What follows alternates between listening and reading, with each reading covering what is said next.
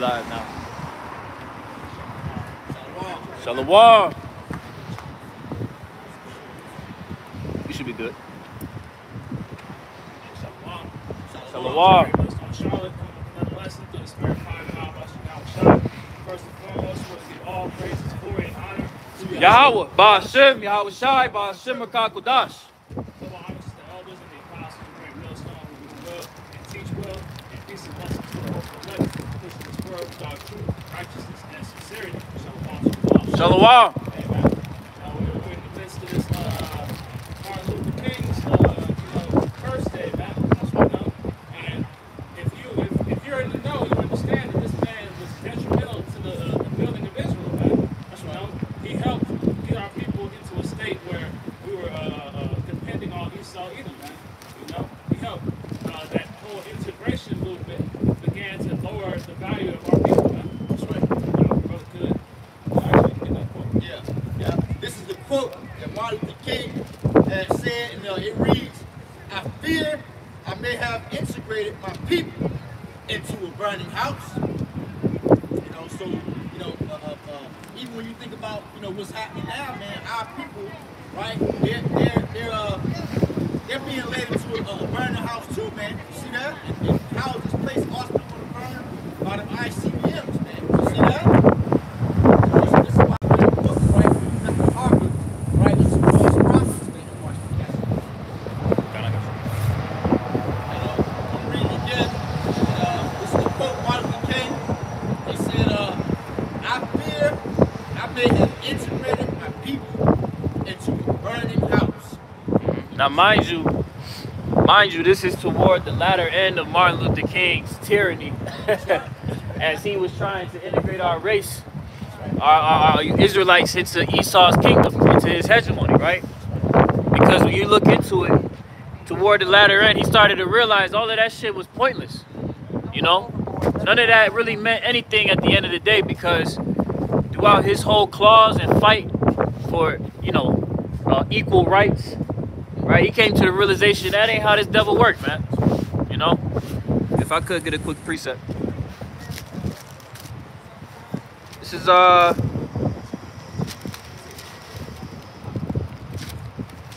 book of Psalms, chapter 62 and verse 4. They only consult to cast him down from his excellency. They delight in lies. They bless with their mouth, but they curse inwardly. Salah. Okay, and when you look at the so-called white man's track record, when he was dealing with the tribes of Israel, you so-called blacks, Latinos, and Native Americans, they've only consulted to throw you down, man. All right? Along with these other heathen nations, they only consulted to further put us into more pitfalls, to the point where they set up a boule of high-ranking jakes to deal with. But ultimately, we know that they were set up on the left-hand side to work against us, ultimately, man. And they speak lies. Look at what this devil has said that he was going to set out to do by promoting equal rights and equal opportunities. You know, our people are in a worse case than they were 60 years ago. You know what I'm saying? Here it is, we in 2023, and the people on this side still have no rights. You know, you may think that you have liberty, you may think that you have freedom, but you have no freedom. Okay, you really have liberty. That's right. You have liberty to do things within a parameter that's controlled by something. You don't have freedom to just do whatever the hell you want to do. Case in point, don't go to work. See what happened. Yep. Well, like the brother say, man, we're in the worst condition since that whole integration movement started, man. Jake actually had some type of decorum, some type of standard that they were living by until they began to immerse themselves in Esau's culture, man. So if I can add, at the same time, you can make enemy words. Like now, they're going to lose enemy. Exactly. You gotta get that. This is Bon Sirach, also Ecclesiasticus chapter 12 and verse 10. I'll read out of verse 11. It says, "Never trust thy enemy." Never trust thy enemy, man. Not once, man. Because these devils, they put on a smile, man. They come friendly. Like scriptures say, their words are soft as oil, but they're drawn swords, man. They have nothing but ill intent, everything that they do is to try to bring you down and destroy you, man. That's right. For like as iron rusted, so is his wickedness. Right, so like as iron rusted, so is his wickedness. You try to wipe that rust away, and it's just gonna keep coming back, man. No matter how much you grind it away, no matter how much you sand it away, that rust is gonna keep coming back. Just as Esau's wickedness keeps coming back, man. Yep. No matter how nice of a fancy suit that they put on, you know, how manicured their nails and shit and all, they got their hair slicked back. You know, that's still that same wicked caveman, you know, that they were in the scriptures, man. Exactly. This is the same exact individual that swore to kill his brother Jacob when Isaac passed away, man. You know, and that same hatred is carried down. It's a perpetual hatred that's on his people to this very day. You know. This is what Martin Luther King wanted you to be a part of, man. You know, he wanted you to be completely at the hand of Esau, man. Right. We had a point where we actually had some type of self-sufficiency, man. But as soon as we got tied up in Esau's madness, man, all that went out the window, man. Now we're in a worse state than we've ever been, man. Right. Shit, you had like what, 2 decades later, flooded out the communities with drugs. You know, he was fucking over the Southern Kingdom and the Northern Kingdom, because he was using the drugs to pollute the Southern Kingdom, right? But then using that money to fund a war, to fund the proxy war in the in the Northern Kingdom, man. So this devil had a complete MO to further us into a pit, man. I got precept. This is Jeremiah, also Jeremiah chapter 23, verse 25. It says, I have heard what the prophet said. Some lies in my name, saying that they sent by the Lord. It says, in my name, saying, I have dreamed. Is that not what MLK said? You know, yes, right now he was prophesied a dream of his own heart, which the scripture's going to get into. It says, how long shall this be in the heart of the prophets that prophesy lies? And they are prophets of deceit of their own heart. So they come out with their agenda. They're not coming with the true message of the Lord. So you go back to the earlier part of this chapter. It talks about how they haven't visited the Lord's flock. You see, they haven't visited with the true wisdom, knowledge, and understanding.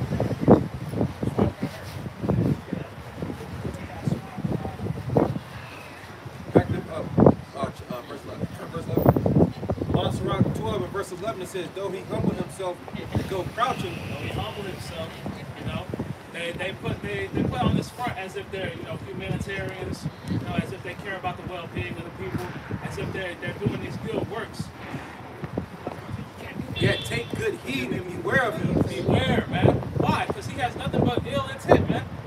He wants to see the absolute worst things happen to you, man. That's right. They're willing to go to any lengths to make those things happen. But now they're in a state where they try to do it subtly, man.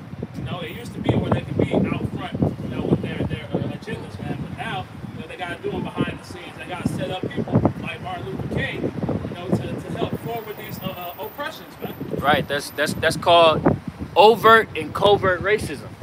You know, you got overt, which, as the brother was saying, that's like that outward hatred that he shows towards you, and then you have covert racism, which is subtle. You know, it's systemic. You know, it's designed to where you can't really pick up on it unless the Spirit is actually showing that to you, man. And a lot of our people are they're completely they don't actually understand what the hell is going on, man.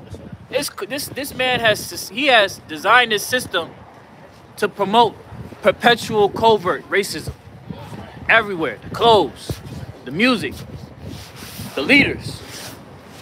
I may say too, you know, the scriptures tell you to never trust your enemy. You see that? Martin Luther King, he was one of the guys, right? He talking about can we all, right? Just get along, just like you 2/3 out there, you know, talking about, you know, God, you know, salvation, everyone. Look what happened to his ass. He got a bullet in his head, man. You see that? You know, so now, right, you want to trust in your oppressor, which is Esau, Edom, right? You're going to also receive a very terrible reward, man. Yep. Trusting in your oppressor. You see that? And you see right now, a lot of people are what? Are being deleted, man. You see that by taking the stuff. Why? Because they're trusting in their oppressor. See that? That's why I'm going to tell you. Blessed is the man that trusts in the Lord, but curses the man that put their trust in man. Roughly. Scriptures say,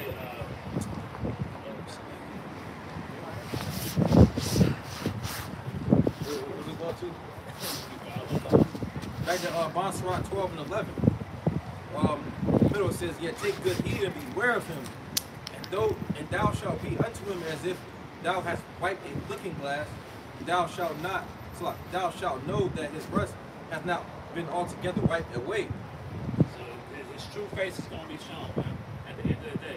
Now, we're seeing Esau getting more and more desperate in the times that we're in. So he's showing this wickedness, man, because he understands that, you know, without the spirit of Yahushua, nobody can touch him, man. You know, he's going to be allowed to reap all hell, you know, in the coming days, man. You know, this year alone, man, we're 14, 15 days in, man. And we already see, you know, the MOTB infrastructure being forwarded. We see the downfall of this economy. We see various plagues and pestilences coming on the horizon.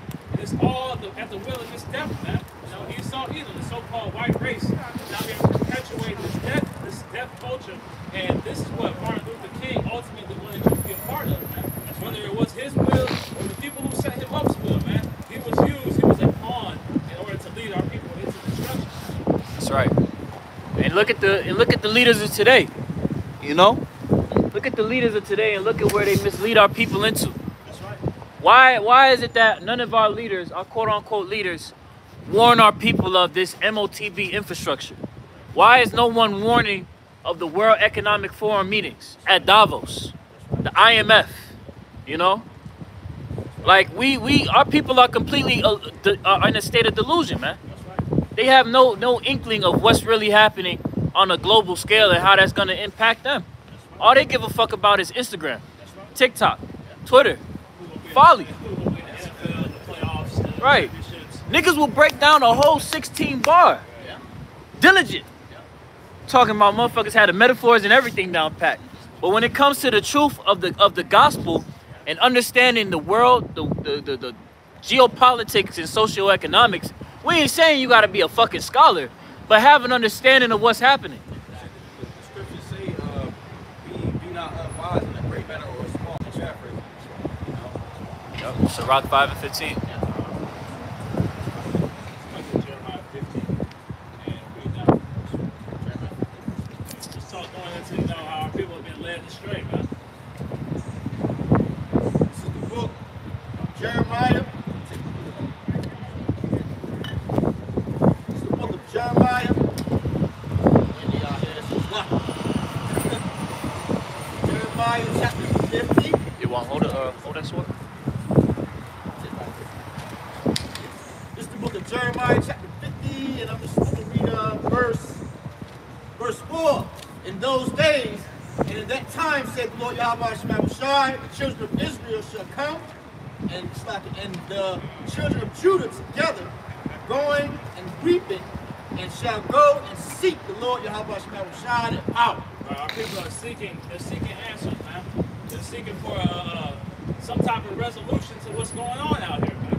You know, all the pain and suffering at the hand of the curses, at the hand of our disobedience, right? So they're looking for answers, man. You know, and they're trying to figure out, you know, what Lord to pray to, man. You know, as we read on, it's going to talk about how they're being led astray by these men who know the answers, but they refuse to give them by just the fact that either they're compromised or they just don't believe, man. Right. That's right. Jeremiah chapter 50, verse 5. They shall ask the way of Zion, whether their faces are with the Lord, saying, come and let us join ourselves together. It's like come join ourselves to the Lord in a perpetual covenant that shall not be forgotten. Hold up. Stop right there. Stop right there. That's right there. Cuts the idea that these Christians push of supersessionism. That's right.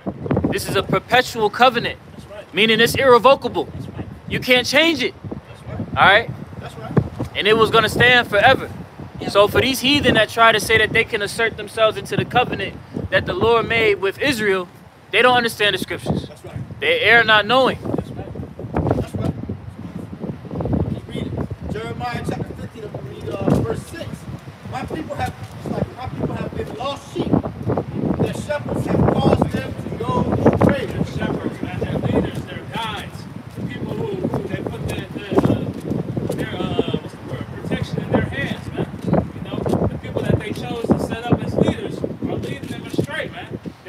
them to the slaughter, man. You know, that's what's happening right now. And these men have been set up either through the spirit to lead you astray or through Esau Edom to lead you astray, man. That's why we see with, you know, certain camps being compromised with that 501c3 charter. We see men of various different philosophies who are compromised. We see men such as Martin Luther King Jr., him being compromised, being set up to lead us astray, man, to lead us into a foundation of wickedness that's going to have us destroyed, man. Bro, you got niggas in 2023 still reverencing that nigga. Fuck that nigga. Right. Fuck Martin Luther King. That's right. Because look at what he promoted to our people. That's right. Integration with your enemy? That's right. Are you fucking kidding me? He deceived. He deceived our people. He was a devil. See, that word deceiver goes back to devil. Matter of fact, book of St. John chapter 8, verse 44. Grab that. Grab that. Grab that. Grab that. Yep. It's the book of St. John chapter 8, and I read verse 44, and it reads, "Ye are of your father, the devil." See that? "And the lust of your father ye will do. He was a murderer from the beginning, and abode not in the truth, because there is no truth in him. When he speaketh a lie, he speaketh of his own, for he is a liar and the father of it." See that? So a lot of you individuals come in the same spirit as Esau Edom. You see that lying, right? Deceiving the people out here, man. Especially a lot of you false prophets, right? Telling you, telling so-called blacks, right, to the Americans, to pretty much put your trust in your oppressor, man. You see that? You know, and if you want to be like Esau Edom, right, you're going to receive the same fate as Esau Edom, man. That's all it is, man. So a lot of two-thirds of our people, you false prophets, are just devils. Let's go back to that. This is the book of Jeremiah, chapter 50, I'm going to read verse 6. "My people have been lost sheep. Their shepherds have caused them to go astray. They have turned them away on the mountains. They have gone far from the mountains to hill. They have forgotten their resting place." Forgotten their resting place, man. We've gone from mountain to hill, man. We went from a higher state to an extremely lower state, man. We have been completely destroyed, man. The values that we once held, all the things that made Israel have been completely wiped away, man. Now we're, as we read, I think it's Jeremiah's 2nd chapter, it talks about that degenerate plant, man. You know? May I get a quick precept while y'all get that? Just to add on to your point. Isaiah chapter 9 and verse 16. Isaiah 9 and 16. "For the leaders of this people cause them to err, and they that are led of them are destroyed." Okay, so the leadership shows forth the state of the nation. Okay, the nation, by following after these false leaders that misled them. Hey, shalom, y'all. You know, the leaders that have been set up for our people are clearly misleading them, man. It doesn't take a rocket science to realize that the leadership that we have as a nation that is established and accepted in this society is terrible. Why the fuck is a leader, Cardi B? She's going to have a presidential meeting. She doesn't even understand politics. Like, that should say something. That should ignite a light bulb in the minds of our people, but it doesn't. Foolish woman is simple. She's clamorous and knows nothing. You see that? But a lot of you people out here, you know, call her a leader, man. But see, that's the point right there. I'm gonna read the verse again. Isaiah chapter 9, verse 16. "For the leaders of this people cause them to err," meaning go off. The leadership that we have as a nation that's accepted by society is the rudiment or the cause of why Jake is continually on bullshit. You know? "And they that are led of them are destroyed." So these leaders that we have are gonna put you in a pitiful case, man. If you wanna follow after the Cardi B's, the Megan Thee Stallions, you know what I'm saying? The TD Jakes, you know? All your fucking your worldly entertainers and whatnot, fine. But know that that's going to be of your destruction. That's right. Even as the brother mentioned, man, you know, Israelites are the only people whose leaders are so-called entertainers, man. You know, the court jesters of society, man. You know, even those of our people who have political knowledge, have some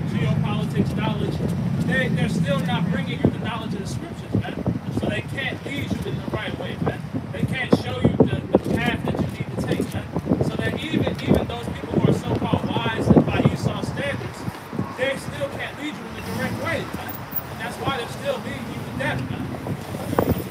They don't got the breath in them. They ain't got the spirit. Ezekiel the 37th chapter. That's right. Hold that. Get that too. Also said, hey, the wisdom of this world is foolishness. That's right. All those college degrees, all that wisdom and knowledge that they got on how to make money, on how to make it throughout the society. Hey, they ain't gonna be worth nothing in these last days. Exactly. Everything's gonna be brought to nothing, man. That's right. You want to live like the world? You want to live like the world? You're going to receive a worldly reward. See, that was death. You know, and this guy's a book, man, to seek the Lord. Super safe, right? Because we went astray, right? To seek the Lord 10 times more, man. To do the root. You know, so this is the spirit that we should be in, but I say the spirit of listen to these reprobates out here, man. Telling you to go down here and get the stuff. Right? Still telling you to go down here and vote. Right? These are the people, man, that have called out people to do what? Air, man. Right? Your damn Joe, I mean, not Joe. Hell, him too. Yeah, you know, your TD right? Your Clef Loader, all of them, man. Right? But Marvin you got the Saps. prophets out here. Yeah, that's right. You got the prophets out here. They don't want to hear us. Yeah. You know? These. The scriptures say what? They hate him that rebuke at the gate. So Jake really hates that we out here rebuking and correcting our people and telling them that you are living a wicked ass lifestyle that will cause you to die. And that's what the Lord is gonna do. We not finna do it. The Lord is gonna do it. And they hate that that's what's being said. Somebody hold Jeremiah 28:8 as well. Get that too. Pretty much, hey, man. They're just rebellious children. They're rebelling against their father. You know, the father giving them orders, and they're like, nah, man, I ain't trying to do that. Yep. Rebellious, man. The law says you got a rebellious child. Let me tell you something. Let me tell you something about rebellion, man. Why you want to rebel against the Lord? Walk contrary against the Lord? Why is it saying out there? A hard head makes a soft ass, man. See that? So you want to do what you want to do, right? And trust the world, right? Trust these individuals of the world, right? You'll find yourself in a very, very critical case. Ain't nobody gonna feel bad for you, though. You know? Oh, stop. What was it, Jay? 28. It's the book of Jeremiah, chapter 28, verse 8. The prophets that have been before me and before thee of old. Right. So you had the seers, right? The people that was given the vision, you know, by way of Yahweh, Ba'ashem Yahushai, Ba'ashem Rakakwadash, to go out here and bring forth the message that were of him in the time of Jeremiah and the ancient prophets and the prophets of now. Keep reading. Both prophesied against many countries, against great kingdoms, of war and of evil and of pestilence. And that's exactly what we prophesy of now, man. We're literally prophesying against the hegemony of Esau, Edom, the so-called white man that's went throughout the whole earth and through his imperialism pushed nothing but folly and wickedness, man. That's why it says in 2 Ezra, the 15th chapter, the 6th verse, that wickedness hath exceedingly polluted the whole earth. And that was under the watch of Esau, okay? And we're prophesying against his kingdom of what? Wars, evil, and pestilence. When you look at the news, what do you see on the news? Wars, evil, and pestilence. Because when you look up the etymology of the word news, it means it breaks down to new things. So these prophecies are the new things. The new thing is prophecy. You know? You got the Ezekiel too? Okay. Whenever you feel like the spirit want to hit you to bring it out, bring it, bro.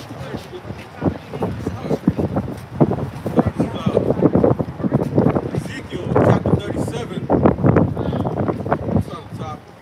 It says, the hand of Yahweh was upon me and carried me out in the spirit of Yahweh and set me down in the midst of the valley, which was full of bones, and caused me to pass by them round about. And behold, there were very many in the open valley. You speak on it, bro. God. It says, and lo, they were very dry.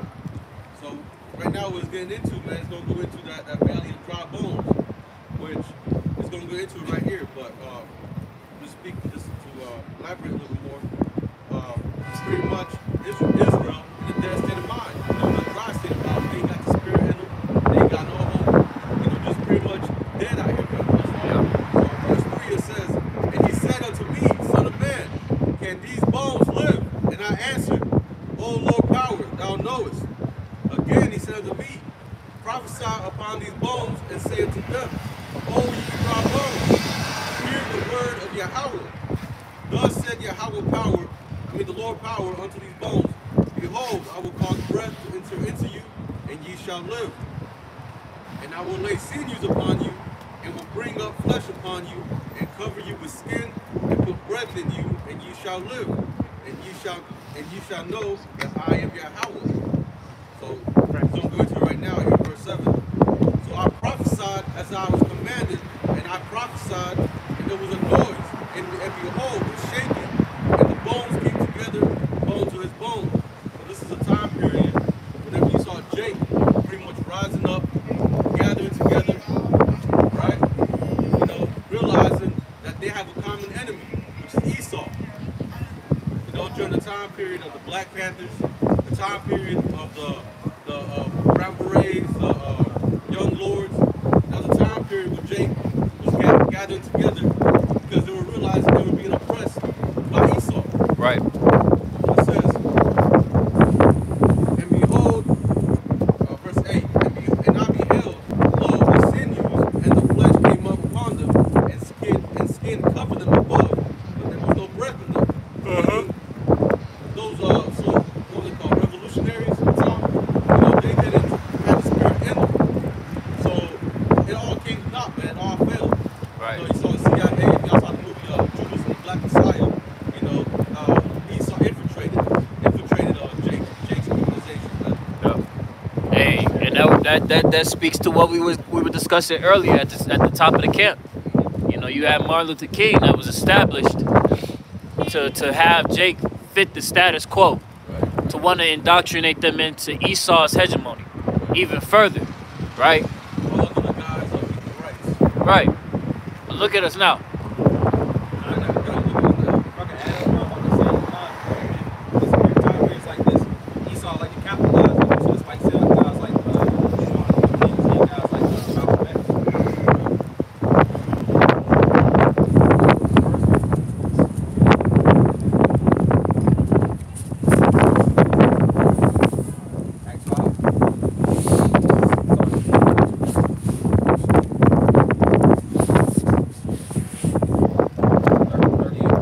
Acts chapter 5 and verse 38. It says, and now I say unto you, refrain from these men, let them alone.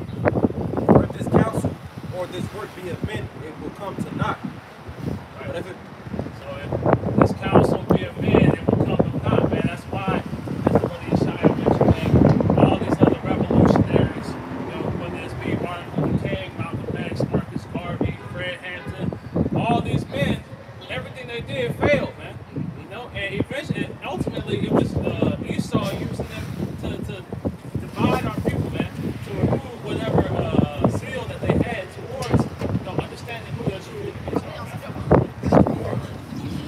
verse 39. But if it be of the Most High, ye cannot overthrow it, lest happily ye be found even to fight against the Most High. Right, and that's why you can't overthrow this, man. You know, not just great millstone, it's the spirit of Yahweh Shai, man. The 100% doctrine, man. The true doctrine that's tearing down Esau's hegemony, man. Going into Ezekiel 35th chapter, man. And we're chanting down Mount Seir, and there's nothing they can do because it's the spirit of the Lord that's pushing this, man. That's right. That's right. I've never heard so much, man. These words are tearing down strongholds, like the brother said, man. They're tearing down the fabric of the society, man. Exposing Esau's bullshit, exposing Esau's system, exposing his wickedness. Right? May I get a quick preset? No, okay. And this one is cutting up today. That's what we're here to do, man, right? Prophesy this downfall in this place. So all you bug outs, right, that's in the spirit of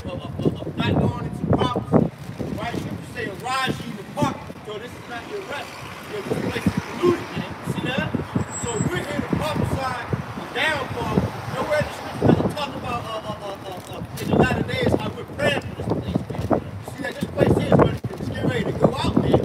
Right? In the blazing glory. And you haul up the sign, this is the year of all the prophets. Fast, man. Right? This is what we wait on, man. We waiting to the nations. It's the coming of the day of the Lord, man. Right? Because this place here is condemned.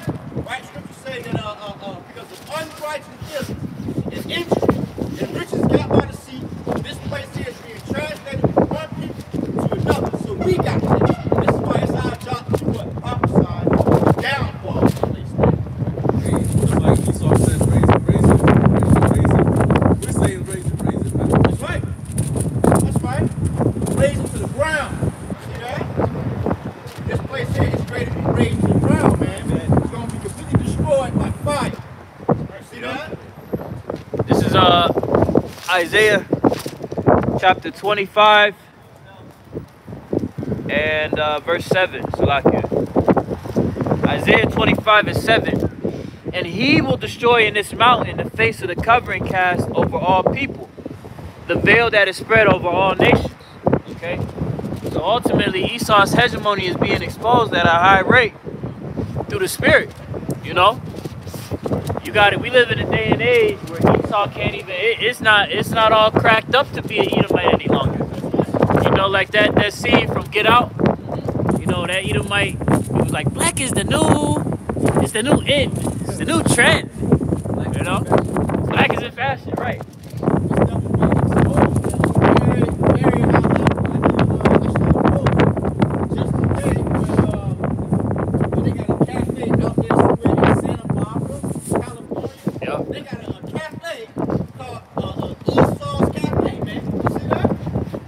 That establishment ain't no good.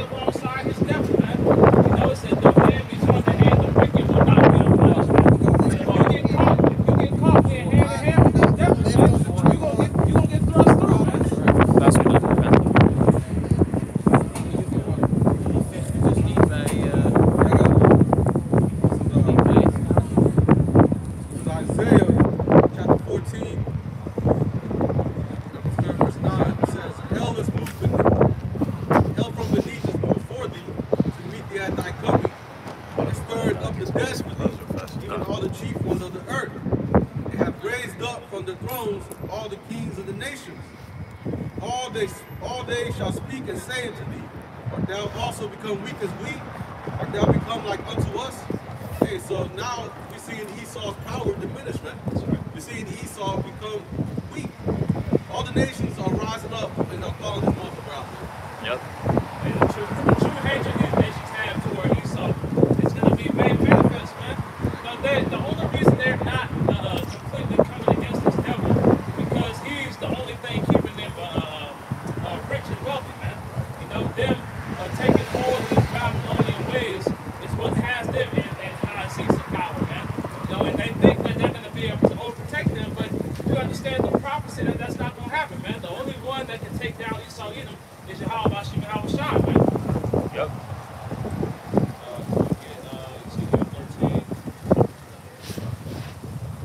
And we in that time, man. We in that time where this devil is about to be taken out of power. His reign, you know, the scriptures tell us in Job 14:5 that the Lord has appointed bounds in which he cannot pass. And we at that point where his bounds cannot be passed, man. We at the end of this thing. Okay, we at the end of this world. That's right. It's a wall that Esau can't get through, man. Right. Just, He go 100 miles an hour into that motherfucker, man. hey, like whenever you try to play like Grand Theft Auto, you know, like whenever they would like block off certain parts of the map, and you be trying to get through that bitch, like, damn, I can't get this motherfucker at all. Yeah, that's how Esau is, man. Yep. This is Ezekiel chapter 13, and verse 1. So, just touching back on this whole Martin Luther King Day, man. These false prophets, they're going to receive judgment for what they did. We see the judgment. He called them to the dome piece, man. Because that nigga was leading our people into death, man. Ezekiel 13 and 1. And the word of Yahweh came unto me, saying, Son of man, prophesy against the prophets of Israel that prophesy, and say unto them that prophesy out of their own hearts. Prophesy out of their own hearts, man. I have a dream that little black boys and black girls will be able to dance around in circles with little white boys and white girls. We're not supposed to be intermingled with these heathen, man. Exactly. They are our enemies for a reason, man.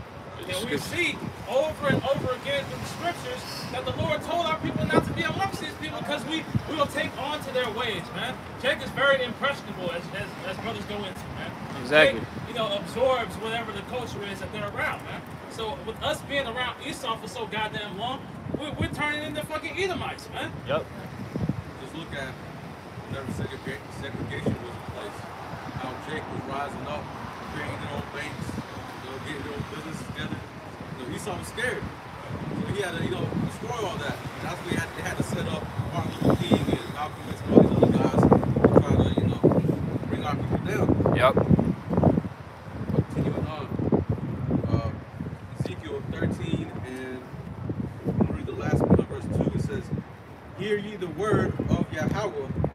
Verse 3, Thus says the Lord power, Woe unto the foolish prophets that follow their own spirit, and have seen nothing. Have seen nothing, man. That nigga ain't have no damn dream, man. That was a script that nigga got gave on this pedestal, man. He was in the back room. He said, listen, Malcolm, Martin, whatever your name is.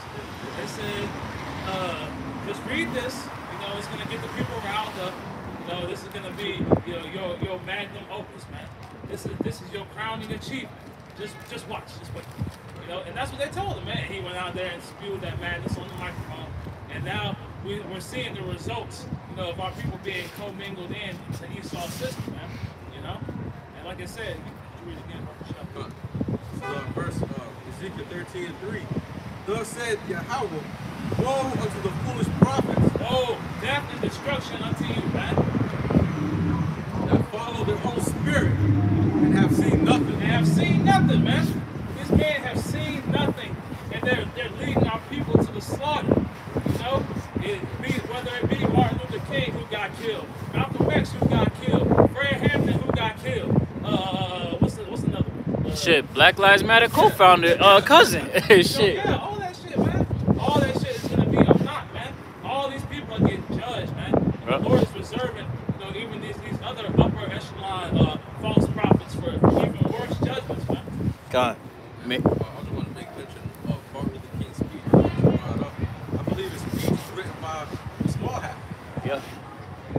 It was. They had to give it to Jake to, but Jake, they're good with that charismatic, got that charismatic talk, right. So they're able to, influence. Yeah, Jay. Martin Luther King had a way about his speech that really moved the people. Matter of fact, get Proverbs, the 1st chapter, verse 20. And if I may get a quick precept, because Quanawaf made the point, right? We're not supposed to intermingle with the heathen because why? Jake is impressionable. Jake start fucking around and he loses his whole character, right? His whole integrity, right? It's the book of Sirach, chapter 9 and verse 12. Delight not in the thing that the ungodly have pleasure in, but remember they shall not go unpunished unto their grave. Okay? But Jake has fully assimilated into this. Jake don't even acknowledge themselves as Israelites. Jake doesn't acknowledge who they actually are. They fully persuaded in their mind that they American. Jake is fully persuaded in their mind that they Muslim. right? They following in the fashion of the ungodly, right? Verse 13, that's a point also. Keep thee far from the man that hath power to kill, so shalt thou not doubt the fear of death. And that's what the issue is, right there. Jake is coddled up with this nigga. The same person that's the root cause of why you're out here dying so much, and not just with a gun. The music that they promote, the food that they give you, you know, the jobs that they offer you.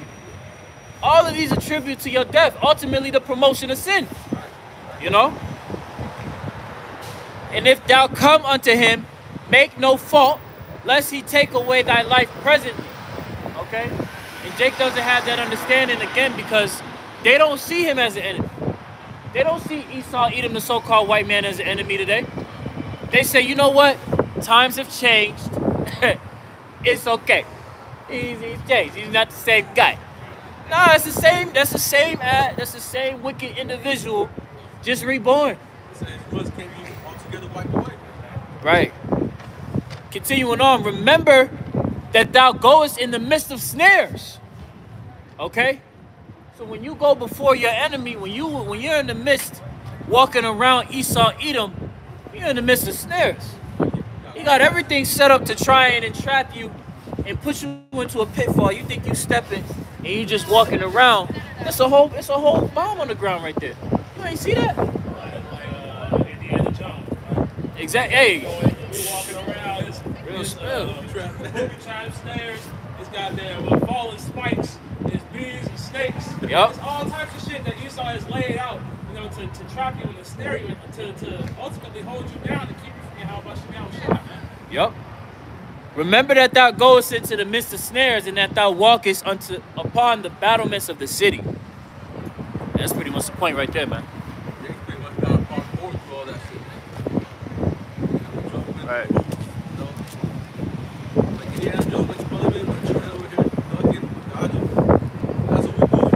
Yep.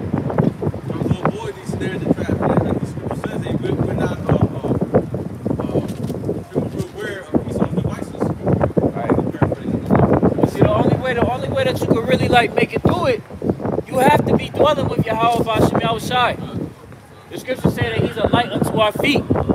Okay? So the only way that you can really see through this gross darkness, because you literally in the midst of darkness and everything around you, it's a snare.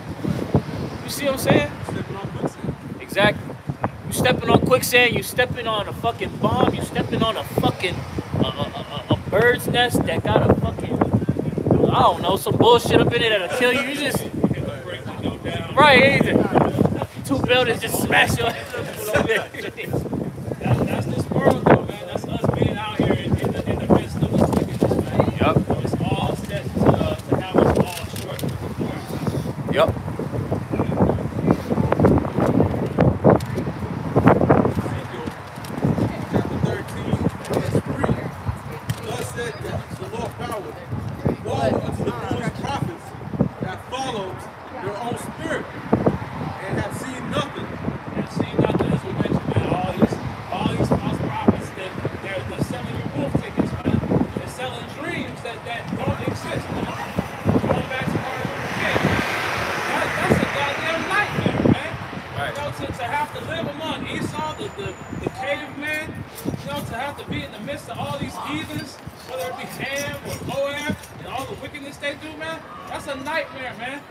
And then when you go back to Esau's, just to add on to you, how that nightmare that he called a dream was really a nightmare. Abraham Lincoln, when he quote unquote emancipated slaves, right? Brothers can look this up. His reasoning for emancipation was for the unification of the nation. Right. You know? He didn't give a fuck if niggas could still be slaves, he would have had it so. You know what I'm saying? But he also went on to say that he wouldn't really care whether or not, you know, you niggas would be free, essentially. You know, you was just another part of the deal. He said he wanted to preserve the union. Exactly. Not back off. He said, you know, if he could, you know, keep us enslaved, then he could. Yep. We still a slave, but he's also talking about official slavery. Right. But see that same notion is the exact same thing that these devils think today. These devils don't want Jake on top. When that whole practice of Martin going up on that fucking podium, Esau won't all know you finna be like me, nigga. You finna just get a little bit more trinkets. If it was like that for Esau, remember the episode of Dave Chappelle when Clay Bixby his hand blew up? Oh man. They can't see us moving over them, like you said. Yeah, Jake, you got moved from regular penitentiary to maximum security. Right? Yep. That's all it is. That's all that works. Yep. Especially when it's like, he's gonna go back probably worse than child slavery. We're gonna put that pure, unadulterated Edomite spirit back in the earth, man. Yep. Esau is toned down right now, man. Regardless of whatever niggas get killed by police, Esau is still in a state where he's not exuding his full wickedness, man. Yo, that nigga. Jacob's trouble starts. Y'all gonna see, man. That nigga's gonna be completely unleashed, completely taken off the chain, man. And if you don't have the How About You Outside's edge, you're gonna fall victim to whatever devices that nigga has set for you, man. Yep. That nigga gonna go into vintage Esau. Esau. NBA music playing. He just walking up with that sword between the leaves. Fuck these niggas up. They don't even know what's coming. Esau 2.0. Esau 2.0. Nah, that ain't 2.0. That's 1.0. This new age Edomite is 2.0. He going back to 1.0. You know what I'm saying? That nigga, he about to go back to that old school Edomite. Good old days. Good old days. Cause you know what? The thing with Esau today that keeps him confined to this type of conduct is the law that's established in the land. Yeah, that political correctness, man. Exactly. But once that's out the way, it's like the brother said, it's gonna be like you let the dog off the leash. When it's total lawless out here, man, these Edomites are gonna show you the hatred that they have for you tribes, man. Believe that. They showed it now. You know, little Edomites here and there, stopped off. But that day, man, they're gonna really show that war. But see, that's that covert racism that we were speaking on earlier. Right now, it's covert. And you might get glimmers of overt racism that'll be like, oh shit. Oh shit. Like, but nah, this shit about to get to the point where it's just gonna be full-fledged overt. You gonna clearly know in that day, that's my enemy. Yeah, it's like a dormant volcano, man. It looks harmless. Then it rumbles up a little bit. You might see some smoke. But soon that motherfucker gonna explode, man. It's gonna be lava and shit everywhere, killing everybody. And that's the same thing Esau about to do, man. He is about to blow his goddamn gasket, man. Yep. Ezekiel 13 and verse 4. O Israel, thy prophets are like foxes in the desert. Slick, man, slimy, cunning. They know what they're doing, man. They're smart. These niggas might play the fool sometimes, but they know exactly what they're doing and they know who they work for, man. That's why they do this thing so efficiently, man. Meticulously. Yeah, exactly. Verse 5 it says, Ye have not gone up into the gaps, neither made up the hedge for the house of Israel to stand in the battle in the day of Yahweh. Right, they're not showing our people, how to receive salvation, man. How to come back and serve the Lord with fear and trembling, man. How to have that hedge of protection in these coming calamities, man. They're teaching you how to prosper in Babylon the Great, man. They're teaching you how to become the next great ball player or rapper or whatever, the worldly things, the endeavors that they have prepared. That's what they're setting up for you, man. Pretty much for setting up that table black truck, man. That's what they're doing, man. They're handing over the nation of Israel unto Esau. Read again. Ezekiel 13 and 5. Ye have not gone up into the gaps, neither made up the hedge for the house of Israel to stand in the battle in the day of Yahweh. So they ain't telling you prophecy, man. They ain't warning you of what's to come.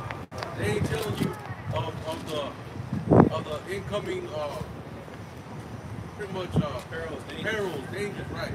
That's gonna come. It's gonna befall y'all, man. So we know that it's coming.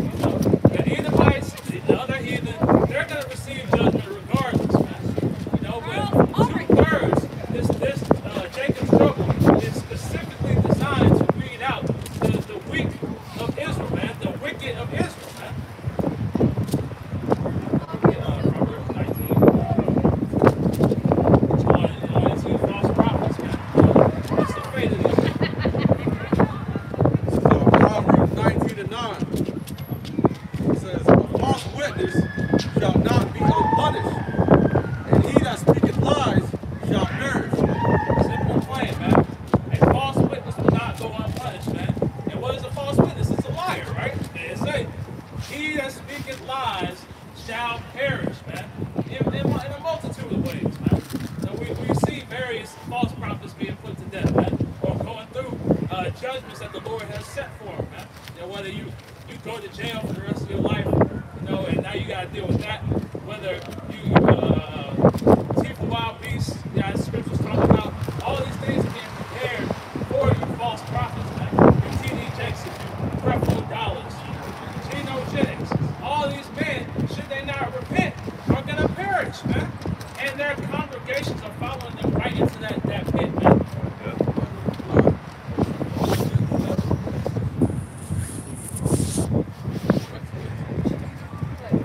Ezekiel 13, verse 6. They have seen vanity and lying divination, saying, Yahweh says, and Yahweh hath not sent them.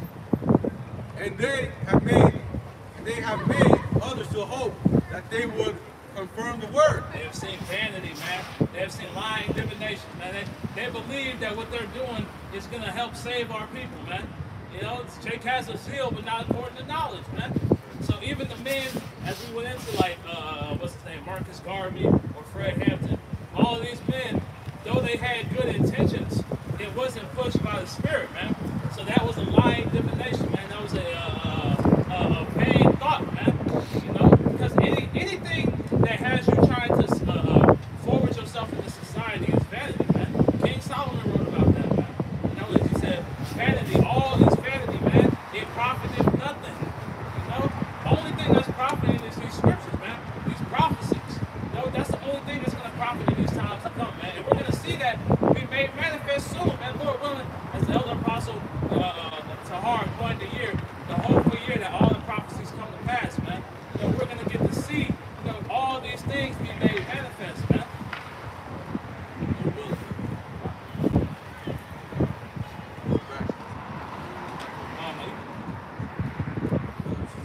Ezekiel 13, verse 7. Have you not seen a vain vision? Have you not spoken a lying divination?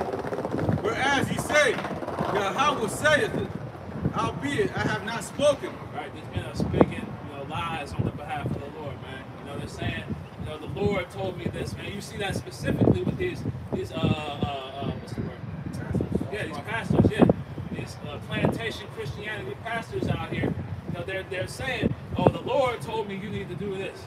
The Lord said you need to give me, you know, your tithes and offerings. Pass the collection plate around, sister. That's what these niggas is telling, because ultimately they're trying to uplift themselves in Esau's kingdom, man. They're trying to heap unto themselves riches, because they know in their spirit that that's the only way that they can survive, man. Because this truth is not world friendly, man. You see us out here in the cold with no audience, man. You know, but as scripture say, prophesy unto the wind, man. Whoever hears this needs to hear it, man. Whether it be for salvation or for judgment, man. But these prophets are coming in the name of the Lord, or not they're coming in the name of Jesus Christ, right? They're coming in that name to lead you astray. And ultimately it's because, you know, the Lord has deceived those prophets, man. The Lord did say apostles. In the latter times, you know, there'll be a lot of false prophets, a lot of false Mashiachs, you know, saying that they're sent by the Lord, they're not truly sent. They prophesy in the vain vision, as your brother said. Ezekiel 13 and verse 8. Therefore, thus saith Yahweh, because ye have spoken vanity and seen lies, therefore, behold, I am against you, saith the Lord power. The Lord is against these men, man. The Lord has a vendetta against false prophets, man. The man who lead his flock astray. Those men are destined for doom and destruction, man. Great death is about to come to the majority of the men who are pushing that word, man. Those false doctrines, man. You know, there's still opportunity to repent. The doors of mercy are still open, but we understand that these men are going to refuse, man. You know, because they're tied in the Esau system, and they took the bag. There's certain things they can't talk about, or they risk punishment by Esau Edom, man. You know, and we know that these men only care about their stake in this society, man. Ezekiel 13 and 9. And mine hand shall be upon the prophets that see vanity and divine lies. They shall not be in the assembly of my people. Right, so he's going to remove these men, man. You know, that's why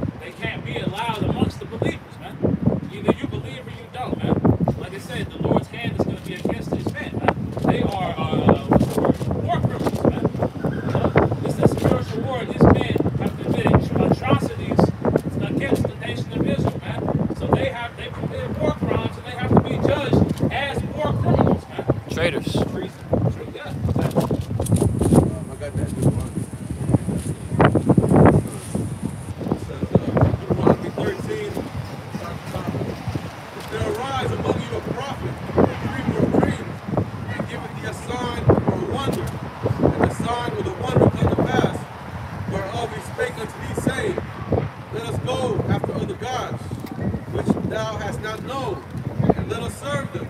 That's what these men are doing, man. They're telling you to go after the great white man, Jesus, man. They're telling you to go after Buddha, Vishnu, Shiva, what's the name? Allah, all that shit, man. These men are telling you to go after these false idols, man. Verse 3 it says, thou shalt not hearken unto the words of of that prophet.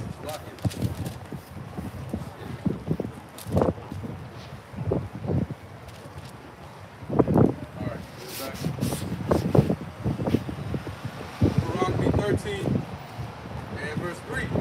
Thou shalt not hearken unto the words of that prophet or that dreamer of dreams, for Yahweh your power proveth you, to know whether you love Yahweh your power with all your heart and with all your soul. Right? Because we've all been presented with these different beliefs, man. We've all been presented with these false prophets, man. And that's the Lord trying us, man.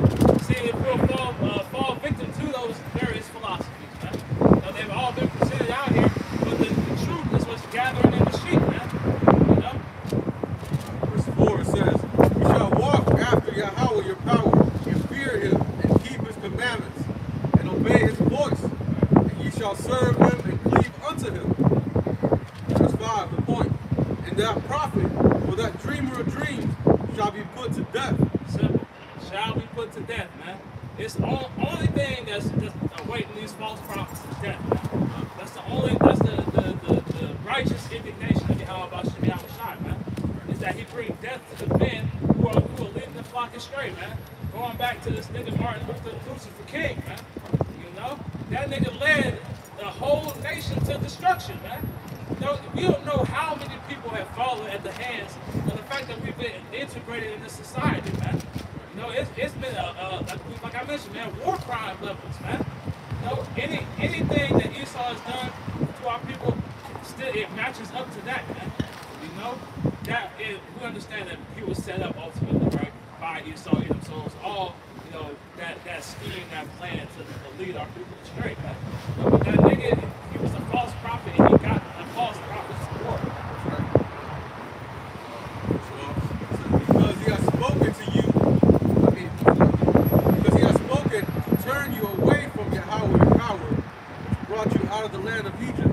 That's what they're doing, man. They're speaking to turn us away from Yahweh Shai, man. You know, every word that they speak is to get you closer to Esau, Edom, or whatever false philosophy that they have out there, and away from Yahweh Shai, man. That's ultimately the goal, to separate us from the Most High. What the scriptures say, they cast him down from his excellency. Right. Yeah. Yeah, just them continuing on, man, to bring us down.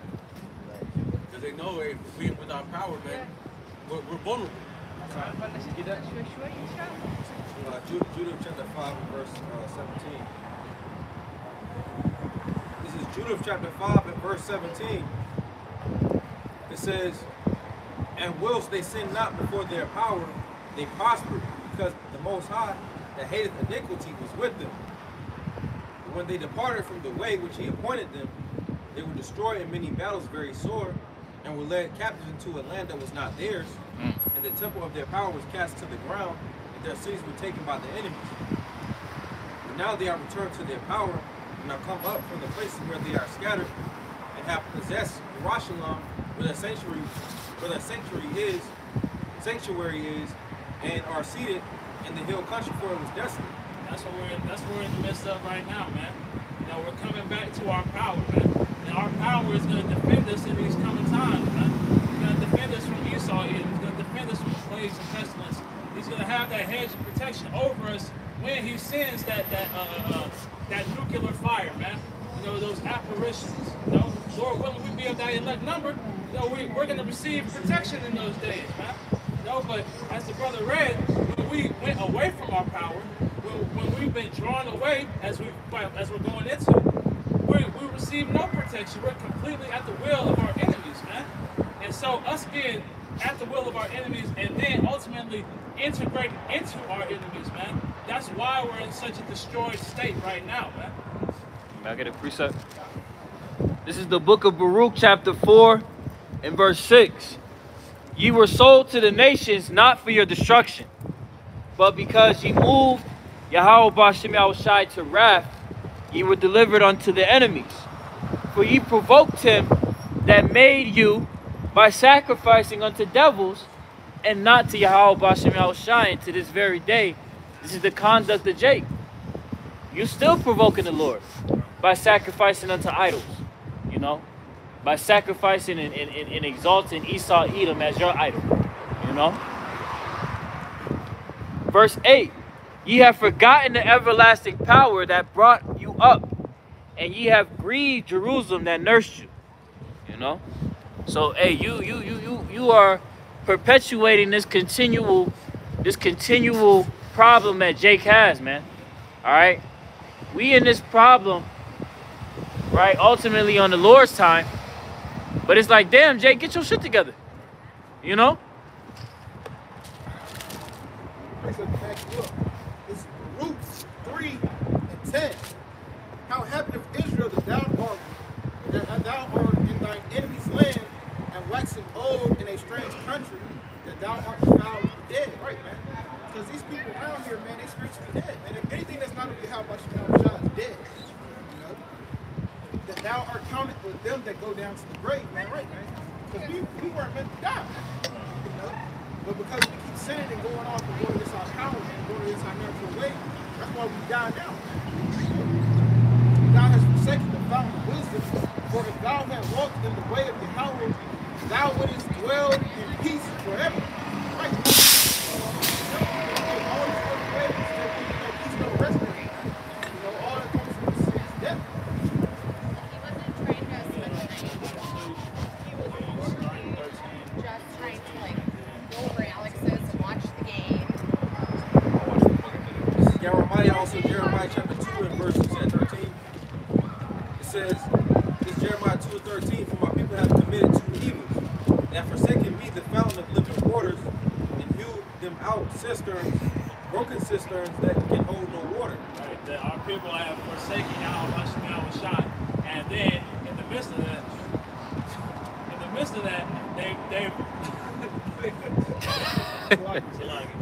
and our people they've forsaken the Lord, and in the midst of forsaking Yahweh Shai, they brought up, you know, false prophet leaders, man, leaders that are leading them to destruction, man, and they're following philosophies that can hold no weight, man, that can hold no water, man.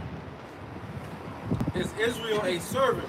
Is he a homeborn slave? Why is he spoiled? Why are you so content in captivity, man? Why are you so happy to be underneath Esau Edom, man? Why were you so goddamn willing to intermingle with the heathen, man?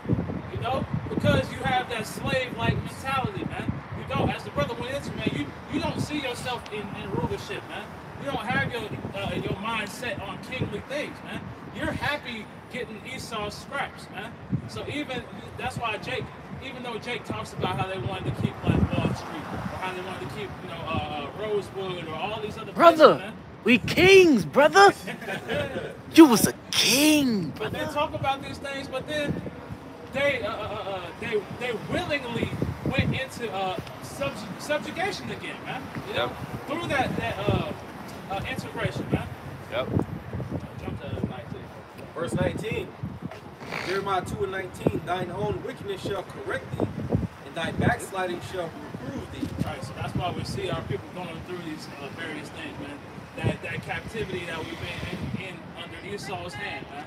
You know, because we backslid, man. Because we strayed away, and false prophets, as we've been getting into in the lesson, man. False prophets are accelerating that, man. They're exacerbating the problem, man. Know therefore and see that it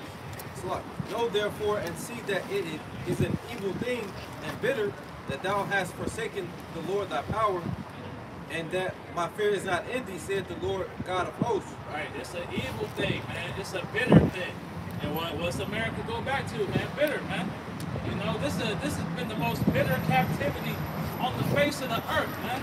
In the history of existence, has never been a captivity so bitterly and destructive as the one that Esau has made upon the Israelites, man. You know, and specifically what's going on here in Babylon the Great, man. You know, and it's all the judgment of Yahweh Shai for us going astray, for us refusing to fear the Lord and serve Him, man. Yep. Jeremiah.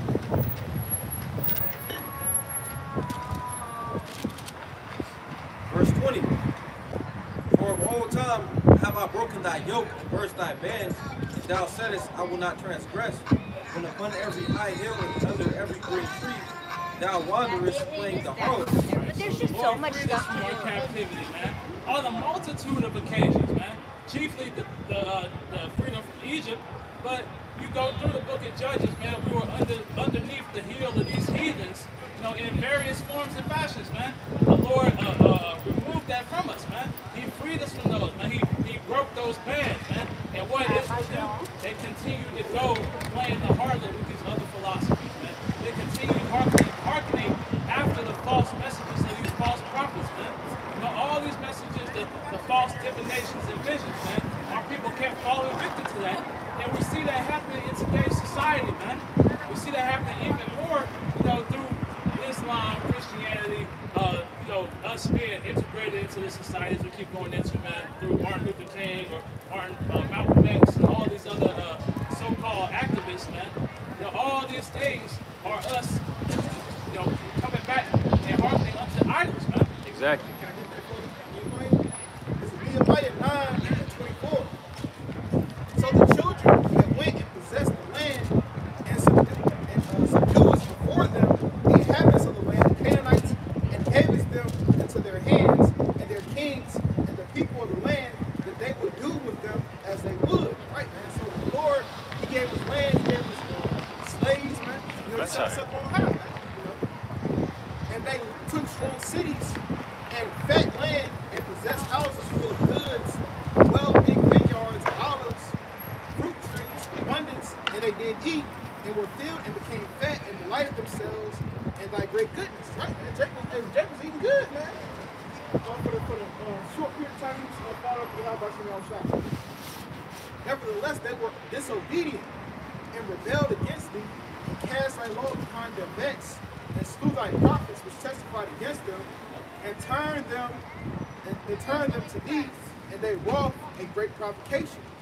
Therefore thou didst deliver them into the hands of their enemies who vexed them, and in the time of their trouble, when they cried to see, thou heardest them from heaven, and according to thy manifold mercies, gave them saviors who saved them out of the hand of their enemies.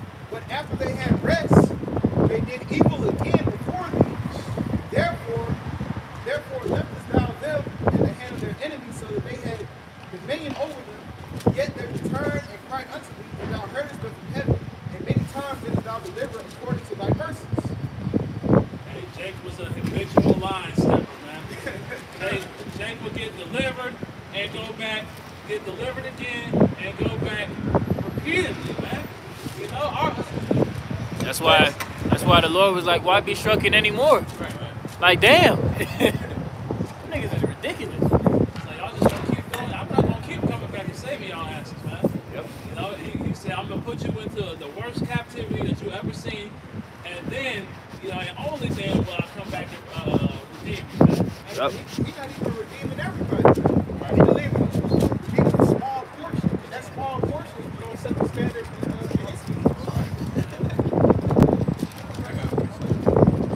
Daniel 9, verse 11 says, Yea, all Israel have transgressed thy law, even by departing, that they might not obey thy voice. Therefore the curse is poured upon us, and the oath is written, and the oath that is written in the law of Moses, the servant of the Most High, because we have sinned against him. That's the reason why, you know, we're in this position that we're in. Right? One of the curses was we'll be in the hands of our enemies. Yep. Which, that's what we're in right now, man. We're still in captivity. For Jake, you don't know. Yep.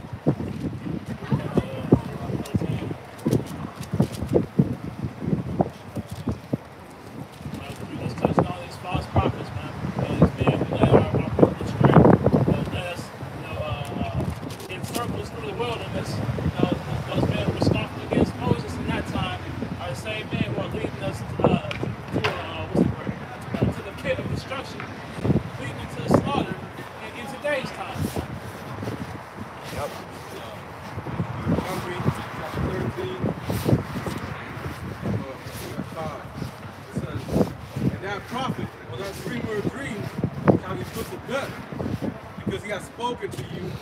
He has spoken to turn you away from Yahweh, your power, which brought you out of the land of Egypt, and redeemed you out of the house of bondage, to thrust thee out of the way which Yahweh thy power commanded thee to walk in. Right? Man, we've been set up through the spirit by Esau to lead our people astray, man. To lead us to destruction, man. And to pull us away from Yahweh Shai, man. Yep. That's what these false prophets are doing, man. You know, going back to Martin Luther King, going back to Marcus Garvey. All these men are set up to pull you away from your power, man. Because Esau knows who our power is, and that's why they're so diligently trying to pull us away, man. You know, they're active every single day to try to pull Jacob away from Yahweh Shai, man. Through the media, through the food, through the music, man. Through television, all these things, man, is what they're using to pull us away from our power, man.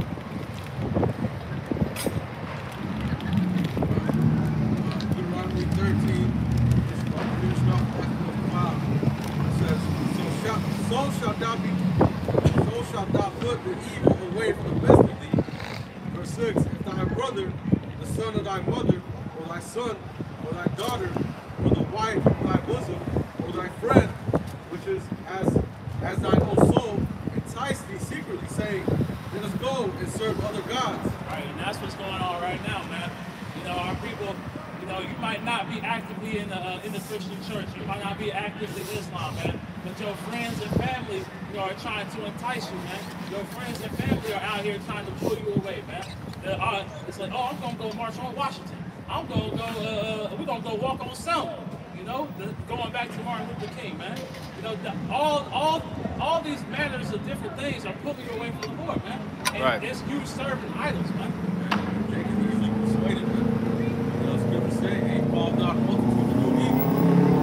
And Jake, that's all he do is call the multitude, man. Everywhere the multitude goes, there goes Jake. They don't want to be left out, man. Right. Jake says he stands on principle. Right? So like, hey, you got a few years ago, hey man, Jake wasn't with the Fullerton. Now look at these niggas now, man. They bothering me like, nah, man, these niggas corrupting your children. You know, they bring in bastard. Hey man, we know, hey, we see where he's headed now. This is a pedophile. You know? So Jake, he's scared to stand on any principle. Hey, Have Jake- any fucking backbone. Right. Jake's not nation-minded, man. If you had a mind towards the fulfillment and building of your nation, you would be completely wholeheartedly against agendas as that, man. You know, because that's nothing but bringing death, man. Right. You know, There's you're not no gonna be life. able to see the forwarding of Israel if they all turn into goddamn moles and trans, man. You know, you're not going to be able to see the fulfillment of Israel if everybody gets killed in the streets or if everybody's ODing on all these drugs, man. Exactly. You know, you're not going to be able to see Israel being at its fulfillment, man. You know, but Jake doesn't have the mindset to think about the nation. They can only think about themselves, man. But that go back into that mindset, that reprobate mind. You know, like we was going in 2 weeks back, the 2 Timothy, the 3rd chapter. This is the thinking of these niggas. They don't give a fuck about the nation overall. All they care about is themselves and what they can do, what they can get, what they can accomplish to fulfill their lusts and desires. Selfish. You know, it's very selfish. That's that black culture, man. Yep. Hispanic culture. All it is a bunch of selfishness, man. Yep. What Esau gave me, so I'm gonna start on Yeah, stun on my people. You had that nigga Waka Flocka Flame. He had an interview on what's bro name? Shannon Sharp. Yeah, Shannon Sharp got a podcast, and you know, Waka Flocka, he's aware of the truth. He's came across the camp before and they had discourse with him. But he said, look, when I came in the rap game, all I wanted to do was stun on niggas. And that's exactly what all these niggas do. They stun on niggas and they go back to the exact same place where niggas was poor at. You know, like, and die. Like this nigga, point in case, Young Dolph. Nigga was going to get cookies. going to the hood, in the middle of the hood, he get by Middle of the hood, Rolls Royce, cookies, done. that Hey, nigga bro. was in a Lambo. That nigga was in a Lambo. Even worse. Continuing on, verse 6, it says, from 6 again, Deuteronomy 13:6. If thy brother, the son of thy mother, or thy son, or thy daughter, or the wife of thy bosom, or thy friend, which is as thine own soul, enticing secretly, saying, let us go and serve other gods which thou hast not known, thou or thy fathers. Our people, they try to entice you through your family ties or through your connections to people, man. You know? Well, they thought it was kind of peer pressure. They're like, he ain't out with us no more. He ain't preaching with us no more. He ain't smoking with us no more. He ain't eating the foods that we make. Mainly pork, crab, chicken, lobster. Right. And he like, so it's like peer pressure. You know, Jake, like you mentioned, they can easily persuade him. We want to be left out. We want to fit in. We want a place to fit in. Right. Continuing on, verse 7, it says, namely, of the gods of the people which are round about you, nigh unto thee, or far off from thee, from the one end of the earth even to the other end of the earth. Thou shalt not consent unto him, nor hearken unto him. Right, so don't listen to these people, man. You know, it's talking about right now, man. Don't hearken unto the message that these Christians are telling you, or these Islamists are telling you, or these Buddhists are telling you. Bro, You know? look Only at- hearken unto this message, man. This truth. You shouldn't even be around those people, honestly. You know, you should separate those people from your life, man. You know, because all they're trying to do is pull you away, man. And it's demons on them trying to get you away because they see that you're starting to believe on the truth, man. They see that you're coming into this thing wholeheartedly, you know, fearing Yahweh Shem Yahushua, man. And you know, Satan can't have that, man. So he's gonna do whatever he can to try to dissuade you, man, to cast it out, man. What did Yahushua tell Peter? He says Satan desires to sift thee. You know what I'm saying? And this the head of the church. You know what I'm saying? How much more us? We all are not above Satan trying to get at us and trying to work on our minds, man. Guys fall out. Yo, Facebook. I'm saying over here, hey, man, I want dreads like a bitch.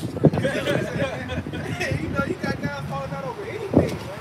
But if I make it, I get two more for it. Real quick. Psalms 101,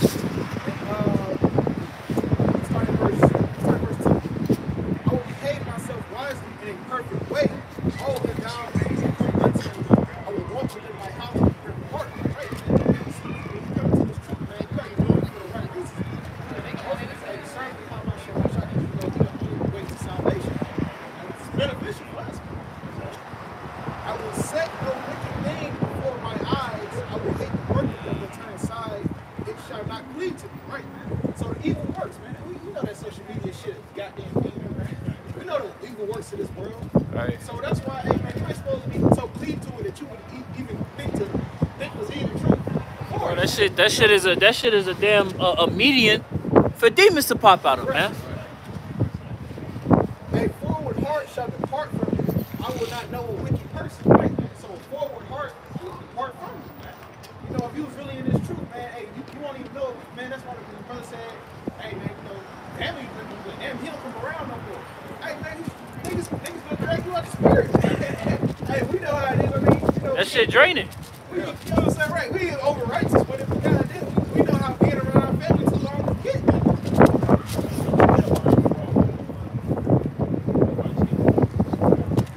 Verse 5, and whoso privily slander his neighbor, him will I cut off, and him that have a high look and a proud heart will I not suffer. Pretty much excommunicating, hey man, every person that's against the Heavenly Father, all the works, all the things that turn aside from the truth, you gonna hate all that shit, man, and you gonna say, nah, man, I'm gonna walk perfectly with my heart, 'cause I know I want salvation at the end. You gonna make salvation. Yep. That's what I mean by working perfectly in my house, man. It says, this is Froward in the Greek dictionary. It says, difficult to deal with, contrary. So these people are direct opposition, man. Now to you, how about Shem Shai, man? So you should be wanting to separate yourself from these people, man. Yeah. Scriptures talk about that. Must be ye when they shall separate themselves from the people of the paraphrase, man. So it's like, look, man, we're happy when people don't want to be around us, man. We don't want to be around them, man. We don't want to be around no wicked niggas all day. Like you say, it's draining, man. Hey, that's what the conversation. Exactly. It's spiritually draining, man. So that's why we have to be so diligent to stay in the spirit. You know, whether it be linking up with brothers, man, whether doing less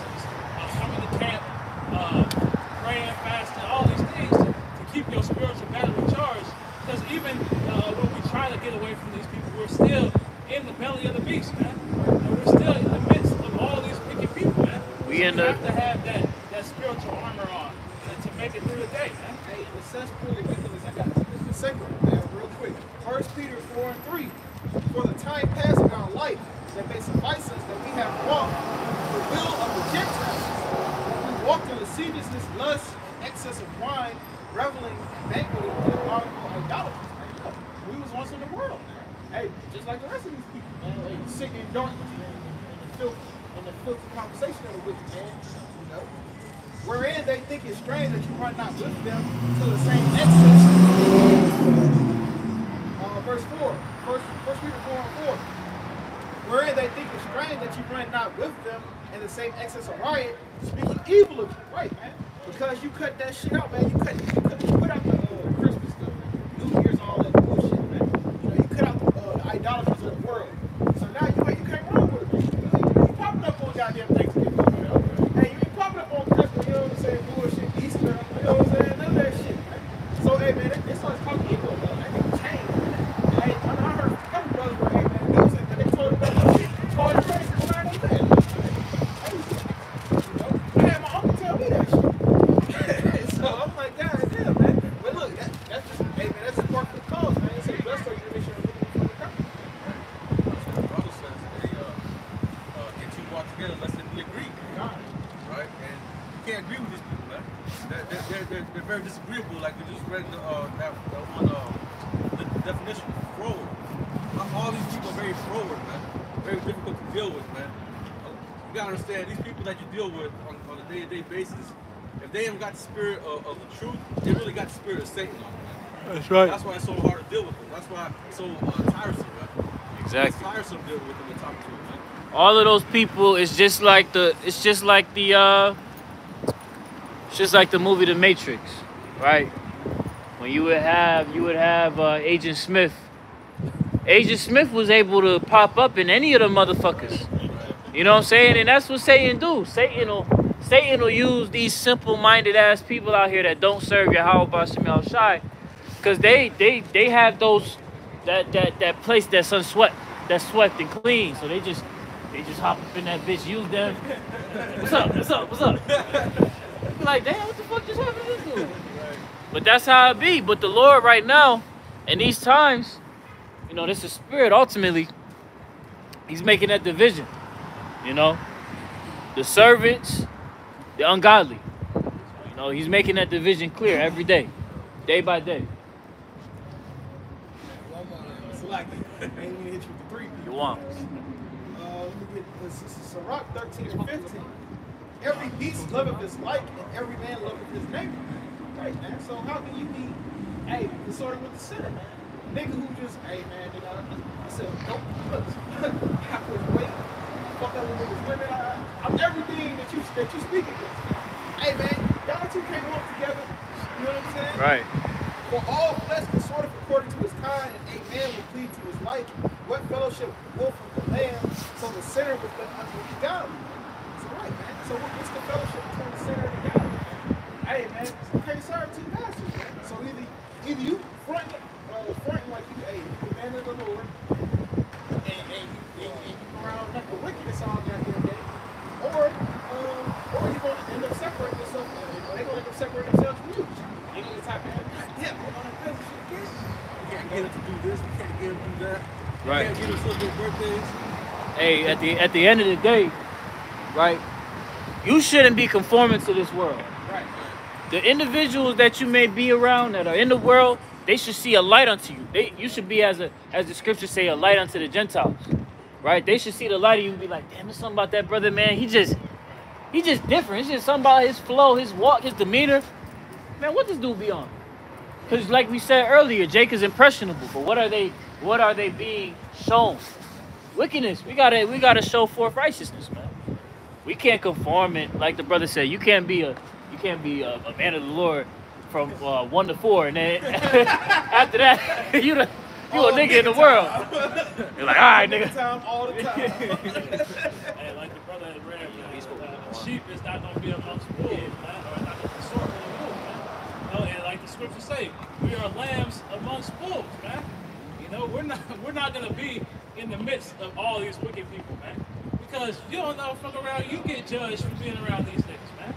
You know, that's why if you go back to that Deuteronomy 13, man, you can't hearken unto anything that they tell you, man. You know, the advice, the counsel of fools is not counsel, man. You know, you can't take no words from these people, man. You know, you gotta completely hearken unto the words of the man of the Lord, man. That's the counsel of sin. You know? So Deuteronomy chapter 13, verse 8. It says, Thou shalt not consent unto him, nor hearken unto him. Neither shalt thine eye pity him. Neither shalt thou spare, neither shalt thou conceal him. Right, hey, don't pity them, man. Pray not for these people, man. Harsh judgment is coming to the majority of these people out here, man. You know? And why? Because they're hearkening unto false philosophy. You know, they're falling victim to Esau's distractions and devices, man. You know, they're not coming to Yahweh Shem Shai, man. They're leaving Yahweh Shem Shai to go serve these other idols, man. You know, so it's going. That's why scriptures say, pray not for these people, man. Because the Lord not listening to that, man. They had their chance. They cast it behind their back, as scriptures say, man. So the judgment that they get is rightly deserved, man. Verse 9, it says, Thou shalt surely kill him. Thine hand shall be first upon him to put him to death. Right. Now, we can't do that in today's society, man. We can't, if somebody say, hey, stop serving the Lord, we can't just kill him right then and there. You know? That's what the Lord is, you know, say vengeance is fine, right? You know, the Lord has these people preserved from destruction, man. All we can do is just keep teaching the word, keep prophesying, man. You know, stay in the spirit. That's exactly. That's all we can do. If they believe it or not, you know, that's on them. You know, the Lord is going to judge them accordingly, man. But they keep coming against, as we see these false prophets do, man. They're going to receive that judgment, man. It's not going to be at our hands, it's going to be at Yahweh Shem Shai's hands. That's right. Verse 10, it says, And thou shalt stone him with stones, that he die, because he hath sought to thrust thee away from Yahweh thy power, which brought thee out of the land of Egypt, the house of bondage. That's right, man. Yeah, that's what these people ultimately want to do, man. They're trying to separate you from your power, man. Now, whether they understand it or not, man, them trying to push these other doctrines on you, these other beliefs, you know, these false prophets going back to Martin Luther King again, you know, trying to get you to intermingle with the heathen. All these things, you know, the Lord said they stone them with stones, man. Kill these niggas, man. No, we can't have that amongst us, man. And that's why the Lord, you know, he's doing that. He's going to sift, you know, the wheat from the tares, man. You know, he's going to have his chosen, and then he's got those that's for destruction, man. You know?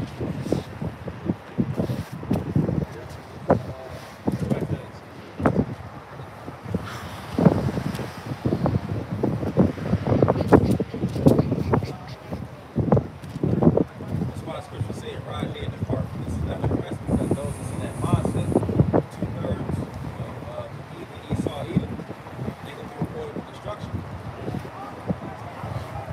This is Ezekiel chapter 13.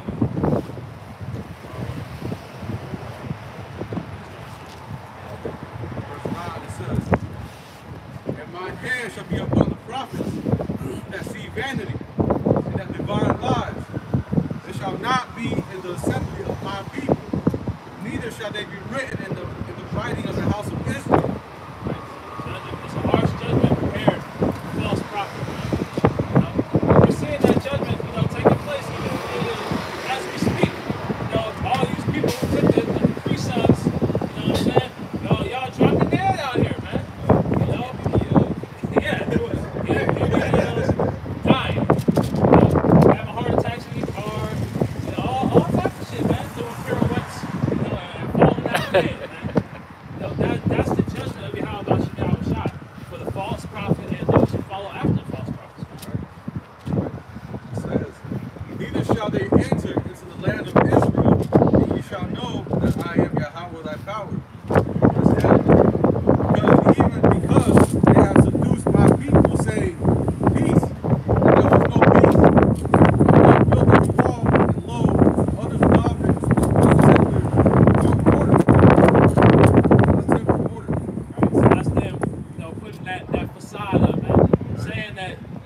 this philosophy is going to protect you, man. All these things, whether it be that prosperity doctrine, or you talk about these other false idols, man. All these things, that's that untempered quarter, that quarter that has no solid foundation.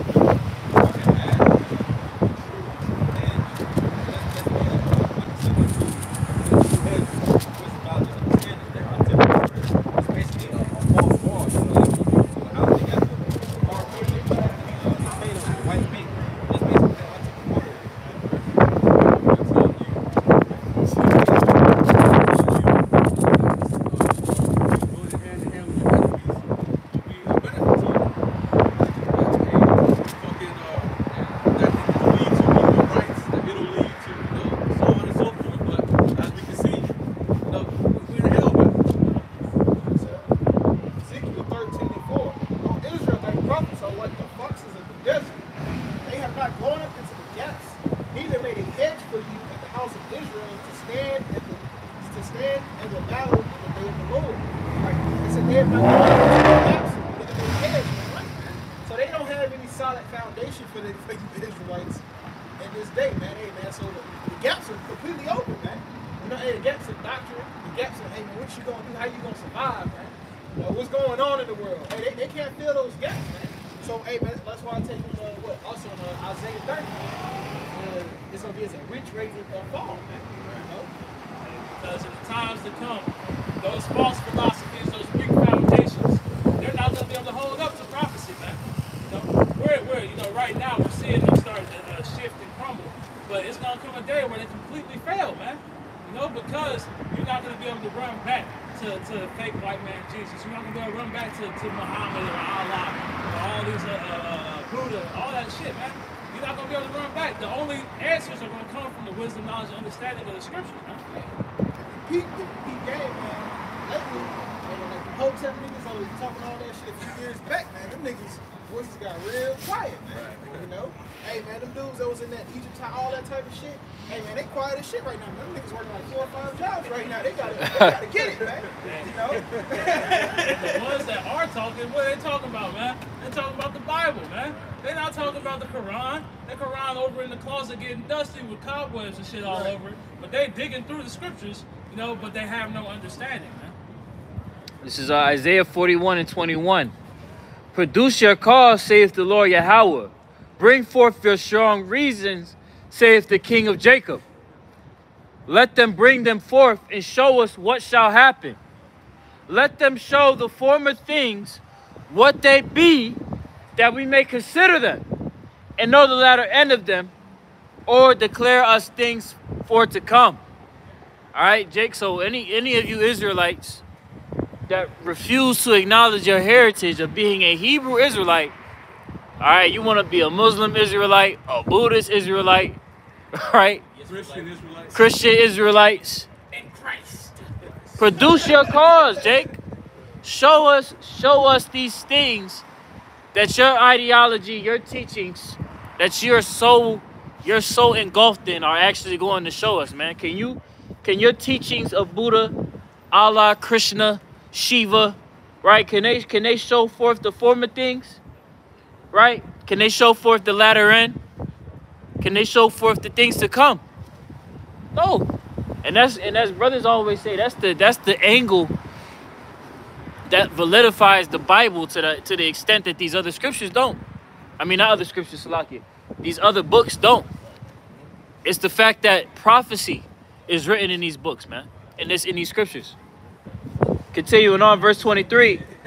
Show the things that are to come hereafter, that we may know that ye are gods. Yeah, do good or evil, that we may be dismayed and behold it together. You know, because our power, we know what? He controls good and evil, light and darkness. You know what I'm saying? Your God, if he gets tipped over, you got to pick him back up. Right. What was we reading in 1 Samuel's? When they had took the Ark of the Covenant, and they had Dagog. You know, the Lord was fucking his ass up. You know, had a meeting like, oh my God, what's going on? Yeah, you had a false God, nigga. And these are the same false gods that Jake will cling unto. Verse 24, behold, ye are of nothing, and your work of naught An abomination is he that chooseth you, man. So you niggas that swear up and down that this ain't the truth, okay. We'll see. We'll see. We'll see, niggas. Isaiah 34:16. Seek ye out of the book of Yahweh and read.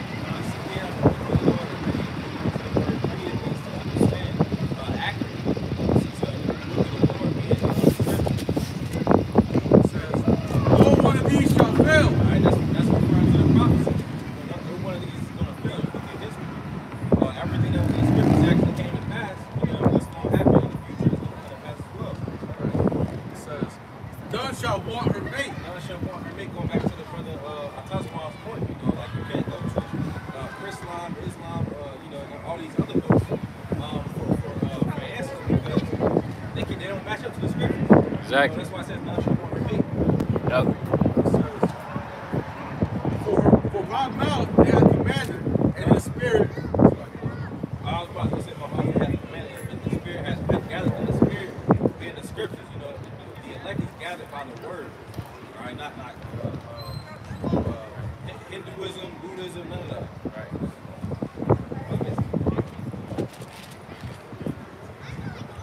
Ezekiel 13. Because they have seduced my people, saying peace, and there was no peace. Both with the law and lo, other doctrine and untempered order. Those false philosophies. Verse 11, it says, say unto them the doctrine with untempered order, that it shall fall. There shall be an overflowing shower. And ye,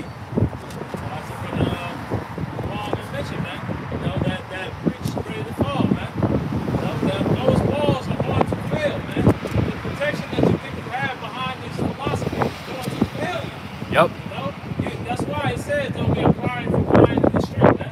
Because the other wines aren't going to satisfy you, man. The true wine is the wisdom, knowledge, and understanding comes from the scriptures through the Spirit of God.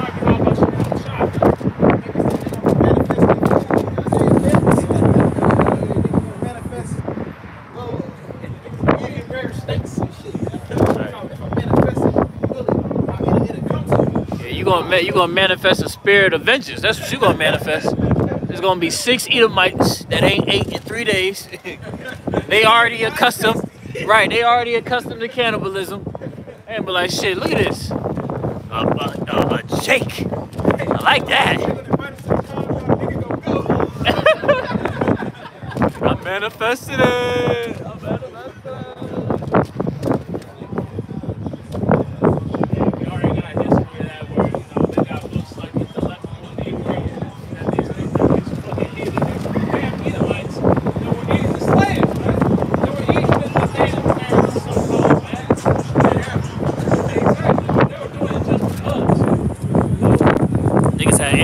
They was just like, shit, I want a nigga.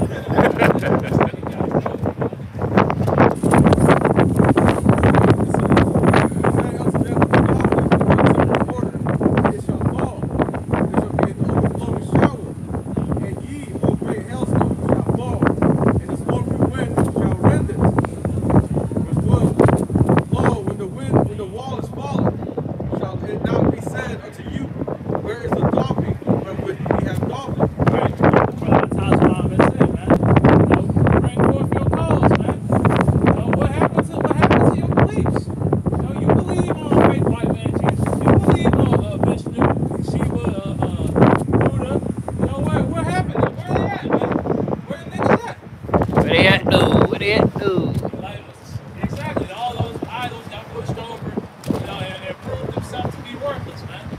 And that's the fate of the people who follow after them, man. It's going to be death. Yep. Everybody dropped everything. And what Esau said. Yep. All the time. Government can't tell me. All that shit.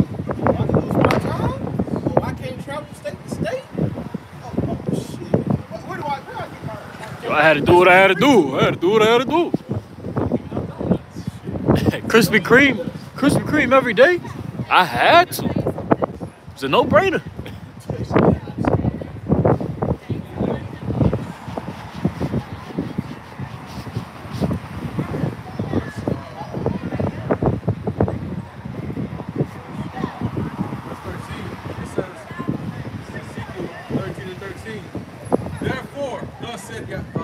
power. I will even rend it with the stormy wind of my fury.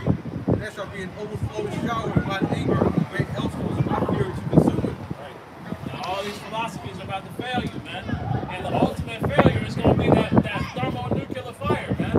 You know, it's going to be people who still believe on Jesus Christ and all these other idols that make it all the way to when they get hit with numbers, right? You know, so they don't be believing they're going to get saved out of this thing until that fire comes and disintegrate their ass, right? Christianity, love your neighbor, which they don't have to understand, true understanding of that. Let's see how much that's going to help you in that day, man. Yeah. Try to love your neighbor. It's gonna be somebody stupid ass that's gonna do it. They'll be like, oh my gosh, that was my neighbor in a time when society was normal. He walking into a group of cannibals trying to teach him the way. Jesus Christ. John, it's me. It's me. It's me, baby. You know? And they like, bitch, I'm hungry. Shut up.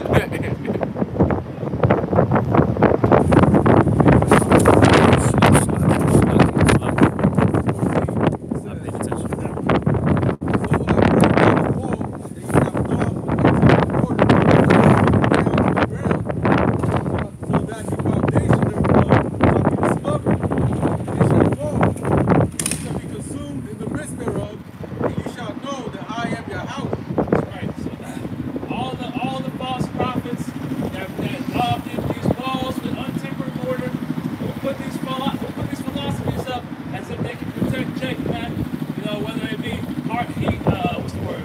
cleaving under Esau, you know, being integrated into society, whether you be go back to African niggas, all that shit, even Jacob that went back to Israel, man. All these things will fail you in one day, man.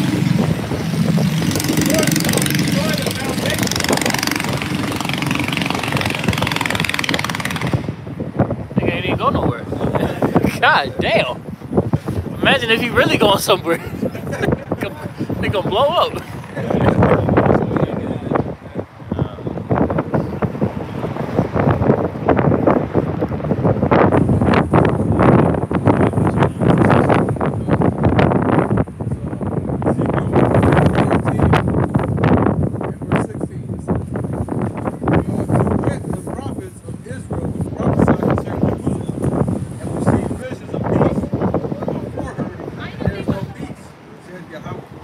This whole section of Ezekiel 13 is talking about these false prophets who prophesy peace to our people, man. We're in the midst of the greatest turmoil that's about to face the earth, man. As you read in Daniel 12:1, man. We're about to be things are about to be happening that you ain't never seen before, man. And not having the correct doctrine, not following after the true word of Yahweh Shemel Shai, you're going to be led to destruction, man. And the men who are leading our people astray are going to face terrible repercussions for that, man. Could somebody hold 2 Thessalonians 3rd chapter? Salaki, the 5th chapter. I misspoke. 5th. 2 Thessalonians, the 5th chapter. Salaki. It's not. Okay, that's it. My bad. I misspoke. Oh no, it's first. I'm tripping. 1 Thessalonians, the 5th chapter. Jake's tweaking out. Jake is tweaking. Yes, sir. First Thessalonians 1. Yep. This is 1 Thessalonians chapter 5, verse 1. When the times and the seasons, brethren, ye have no need that I write unto you. For yourselves know perfectly the day of the Lord so cometh as a thief in the night. So we know, we understand the times and seasons we're in, right? For when they shall say peace and safety, then sudden destruction cometh upon them. And you got a lot of those false prophets that are pushing that narrative to make these people think that we in that case of peace. Oh, go down to your local doctor and get that shit put in your body. You know, and it's gonna be the exact same way when that Karagma gets rolled out. Well, you know, society is going into a new age, a new direction. Go down to your local pseudoscience doctor to go ahead and get that shit in you. Remember that one Jake woman who was like, I don't care what's in it. I don't care whatever the fuck it says. She was like, I'm a sprint, I'm gonna put my arm out and I'm gonna take it. Yep. And I look at them, man. Yep. Yeah. And that's gonna be the exact same mindset when the mark of the beast happens. When the Karagma gets rolled out, niggas gonna have that same mindset. Oh, I don't care what's in it. I don't give a fuck what it do to me. I'm just hungry. I want to eat. I want some Beyond Meat. Keep reading. And the 1 Thessalonians 5:3 says, then sudden destruction cometh upon them. Yeah, sudden destruction, man. That's true. Hey, cause look, we not gonna be here forever. Okay? You people, you think that you really gonna go back to normalcy after what you just experienced for the past 3 years? Hell no. You are sadly mistaken, my friend. Exactly. Then sudden destruction cometh upon them. They shall not escape. Yeah, you're not gonna be able to escape these pains, man. These birth pains. We're getting closer and closer to the contractions, right? As me and the brother Quana Waff was speaking, you know, we at the point now where it's like, damn, like every fucking day is something new, you know? Hey, and then as time continues on, within that day, it's gonna be multiple things within that one day. That's right, brother. Yep. Like 5 months, they made war for me. Yep. These stuff will take, and you will see it take like a period of time of 10 years of news. It's happening monthly, but they'll go on the local news and end up with that. Yep. They're not even reporting on everything. Right. What shit happened that they refused to report because it would cause hysteria, man. Yep. Hell, you had the CDC recently just come out, and they pretty much have put together a report talking about how they're gonna try to start studying the side effects of the jabs and shit. Cause now you got all of these reports of people dying suddenly, and you got people questioning the narrative of, damn, what did I get put in my body? You know, you dumbass Babylonians. Look at you, look at you, look at you, and look at you. Hey, brother close to the thing, somehow the government managed to make runny nose, snot, coughing, and sneezing like fuck, what is it? Problem, making it a problem. Yeah, he made that like a regular thing. The sudden heart attacks, and he dropping dead out of nowhere. That's normal. Right. So, they had a study. It was like, man, even just with these athletes, he said, man, from like 1966 to like 2000 something, it was like only like 1,000 people died of like sudden heart attack. He said, but in the last like year, juice back then, it was like 1,500. Like, God damn. So what changed from now and then? You know? Right. It's only one thing. It's only one culprit. You keep reading in that, bro. 1 Thessalonians? Yeah. 1 Thessalonians 5:4. But yea, brethren, are not in darkness, that day should overtake you as a thief. Right. We're not in darkness. We're not made, you know, ignorant to Satan's devices. You know? So this understanding that we have, we cherish it. Salakia. Verse 5. Ye are children of light and children of the day. We are not of the night nor of darkness. Exactly. And we got to show forth that light, man. The light unto the Gentiles. You read down to verse 6. That'd be all. Therefore, let us not sleep as others do, but let us watch and be sober. Right. Watch and be sober. Because look at what, like, bro, for you to be in 2023 and you don't even have any questions for these false prophets, you just blindly following after these niggas like, oh, well, shit. My pastor said today that I'm going to get a new car. I'm going to get me a new license. Bitch, your credit is at a 400. You blindly hoping for shit. You know what I'm saying? They say if I pray over the jab shots, you know, it's not gonna hurt me, man. Some old goofy shit. Hey, look, it's gonna be some old Eve in the back. and then the gay nigga on the piano gonna be hey, bro, that's how that shit work all the time, man. It's a broken cycle. You know, that's that gross darkness that's fully took the minds of the masses of people. But we not ignorant, you know, and we got to remain with the light. You know, lest we fall into these pits and snares that the blind have. Scriptures say the blind leadeth the blind, both shall fall into a ditch, right? That's what's going to happen. Hey, scriptures also said that, hey, man, never trust thy enemy. It said that when trouble comes, he shall be there first. Who's the first one with the pack? Yup. So come with the pack, hey, that's going to save everybody. And one given to the Negroes, Latinos, Native Americans. Right. Hey, and now look at what's being discussed, right? You got that demon Klaus Schwab and his understudies and all the elites meeting in Davos, right? In preparation for this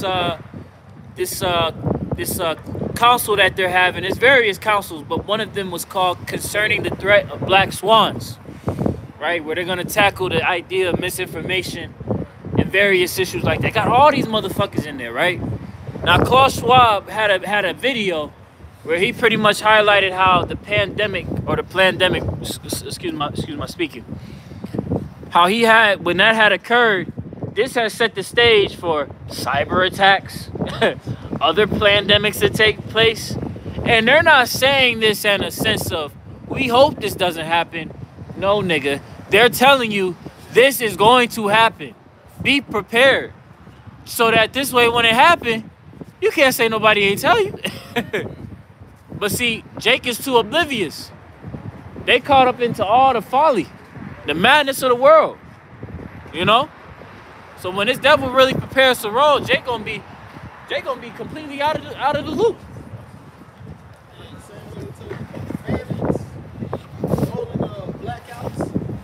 Yep. They did blackouts here in North Carolina. Yep.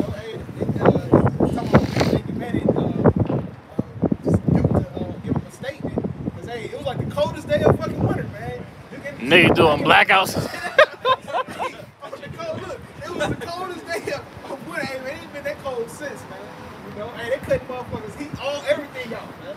You know, shit. So, and these motherfuckers told you this shit was coming, man.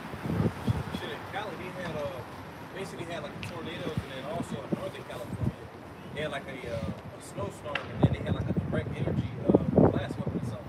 They shot like a transformer, if I'm not mistaken. Yeah, they had a transformer get. Man, there's been transformers getting shot up. It's shit across the states. Like this infrastructure is through, man. That's how you know it's set up. Because they put out that goddamn APB alerts to see who shot up the transformers.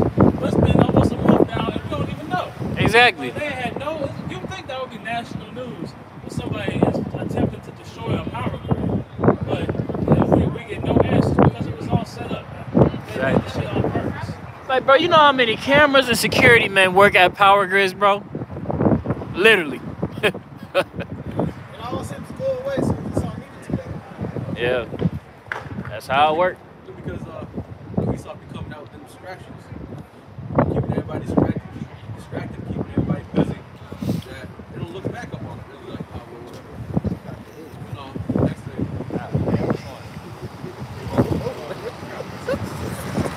This is Micah 2 and verse 10. It says, "Arise ye and depart, for this is not your rest, because it is polluted, shall destroy you even with the sword destruction."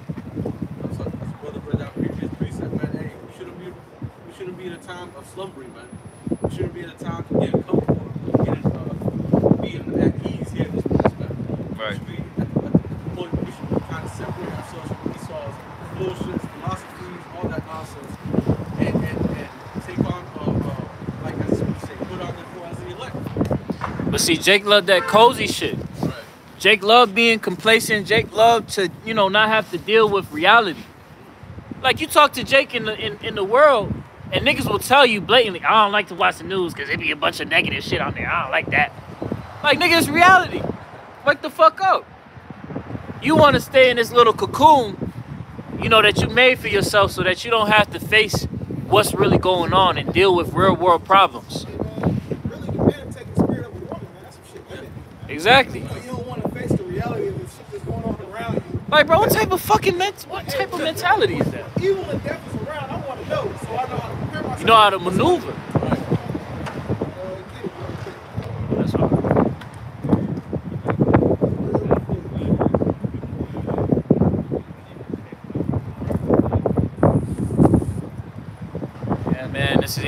This ain't our rest, man. This ain't our place where we get comfortable and complacent. The Lord is preparing to deliver us. Why would we be comfortable? I'm on the edge of my seat. Exactly. All brothers is on the edge of their seat. We diligently, we are heralding the return of our Lord and Savior, Yahweh Shai HaMashiach. Proverbs 22:3. The prudent man foreseeth the evil, hideth himself, but the simple pass on and are punished.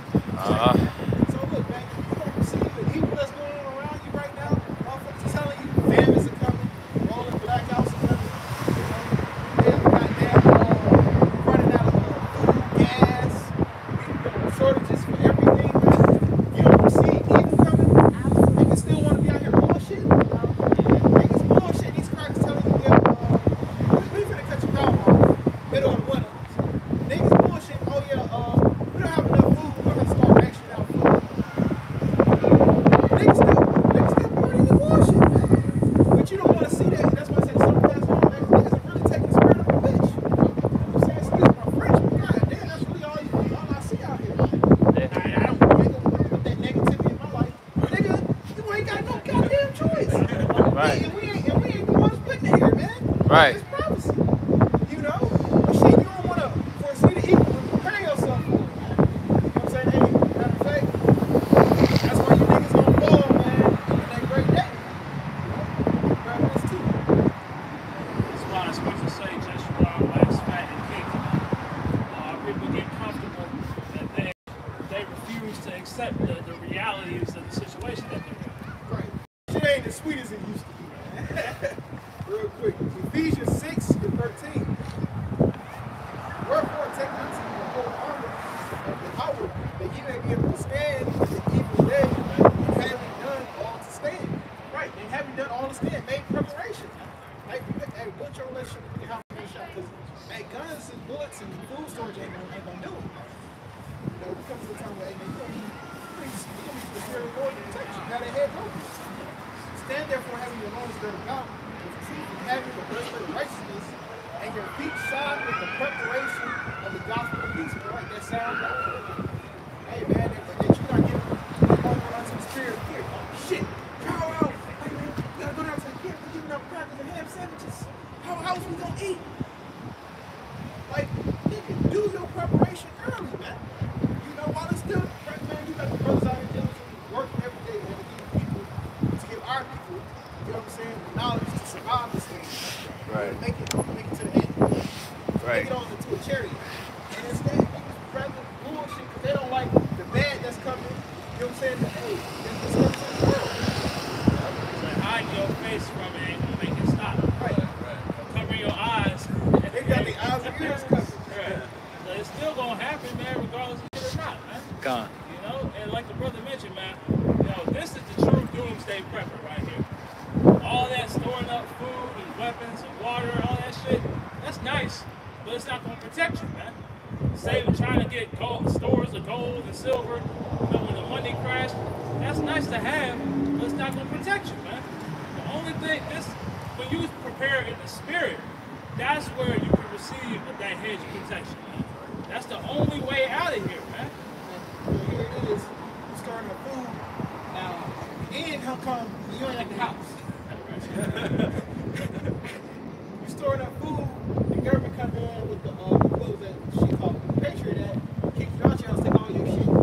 Say you got 2 people, they ain't starting that food. You got all these goddamn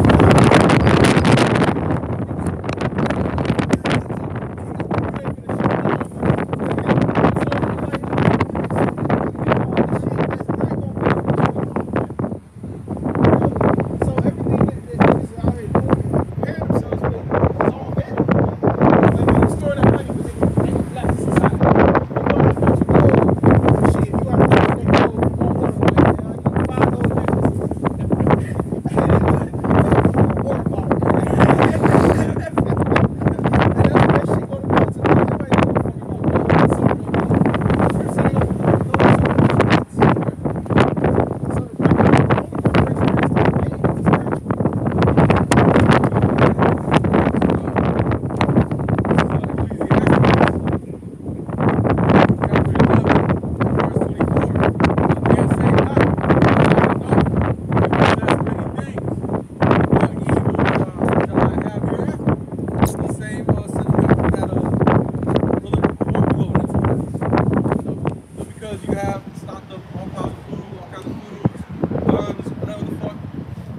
that's going to deliver you. The only Exactly. thing that's going to deliver you is adhere to His word. And really, ultimately, if you're part of the elect, God. that's all it's about.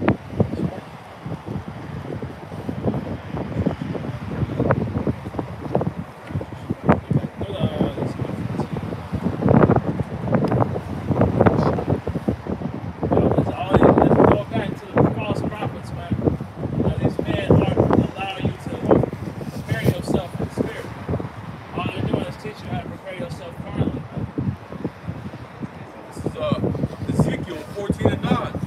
And if the prophet be deceived when he has spoken a thing, Yahweh hath deceived that prophet.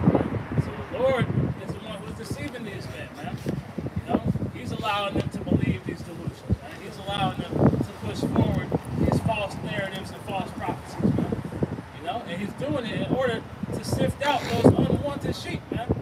You know, Continuing on, it says, and I will stretch out my hand upon him and will destroy him from the midst of my people Israel. so that's what you got to play into, man. False prophets are going to receive destruction, man. That's the lot of a false prophet. You know, and we're seeing a lot of men in Israel right now that are falling victim to that, man. You know, these men are out here deceiving the sheep, man, leading the flock astray, man. Verse 10 it says, and they shall bear the punishment of their iniquity. The punishment of the prophet shall be even as the punishment of him that seeketh unto them. So if somebody falls victim and gets judged according to what you've been teaching, then guess what? You're going to receive a life judgment, man. You're going to receive a judgment that's on par or worse to what happened to your followers, man. You know? Verse 11 it says that the house of Israel may go no more astray from me, neither be polluted any more with all their transgressions, but that they may be my people, and I may be their power, said Yahweh. Right, so the Lord is removing false prophets, that wicked, unsound, untempered order. You know, He's removing that from Israel, man, so that we can fully serve Yahweh Shem Yahushua, man. No, there ain't gonna be no false prophets going into the kingdom, man. No. You know, these men, that mentality has to be completely uprooted, man. That's why scriptures talk about He's gonna remove all things that offend, man. And these men are an offense to Yahweh Shem Yahushua, man. You know, they are direct opposition to Yahweh Shem Yahushua, man. So we're going to get 13.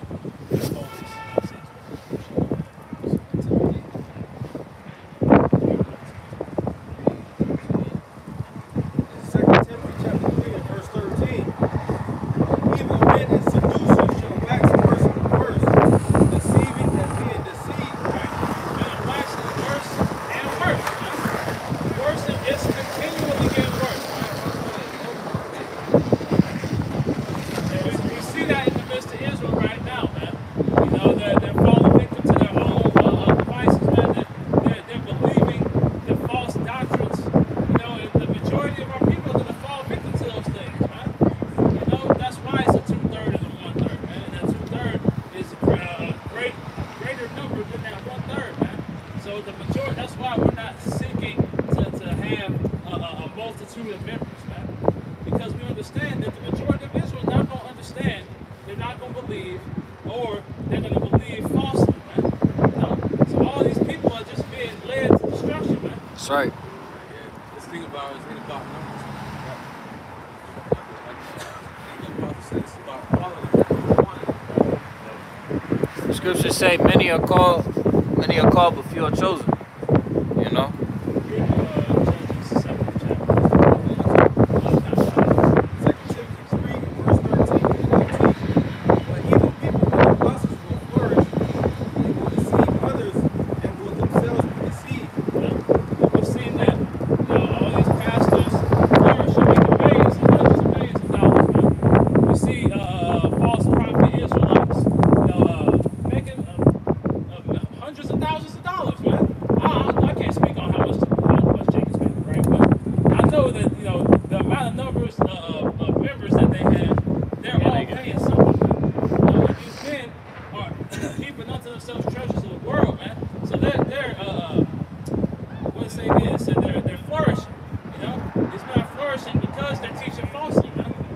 still deceived by Yahweh Shai, man. You know, they're falling victim to that deception as well. This was the Apocalypse C3 tax break. Tax exemption.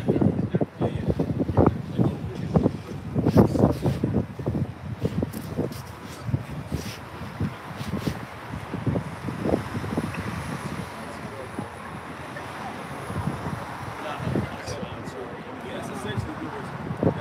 No. This is Judges 7, verse 2. It says, And Yahweh said unto Gideon, The people that are with thee are too many for me to give the Midianites into their hands. Right, man. This is talking about Gideon getting prepared for war, man. And we're in a spiritual war. So we can't have a multitude of people, you know, that don't believe, that aren't completely rooted and sound in the faith, man. You know? Right, it says, Lest Israel vaunt themselves against me, saying, Mine own hand has saved me. Right. So Jake thinks that having a multitude of people is going to save them out of captivity, man. They think that keeping unto themselves members is the way to salvation. You know, when the Lord is only dealing with the elect, man.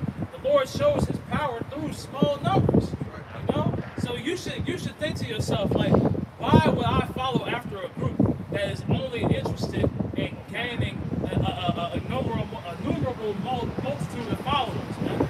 You know? Why would I hearken unto their doctrine, man? Right. Right, that goes back also to God came,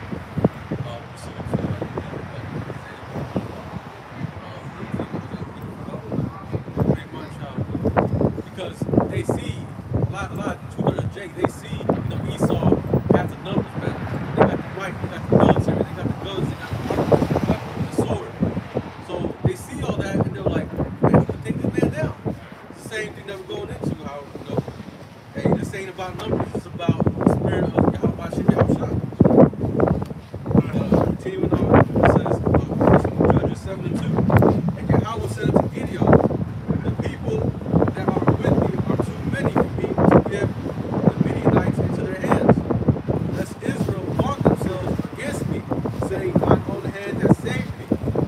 Now therefore go to, proclaim in the ears of the people, saying, Whosoever is fearful and afraid, let him return and depart early from Mount Gilead. Whoever is fearful and afraid, man. Whoever is not rooted, man.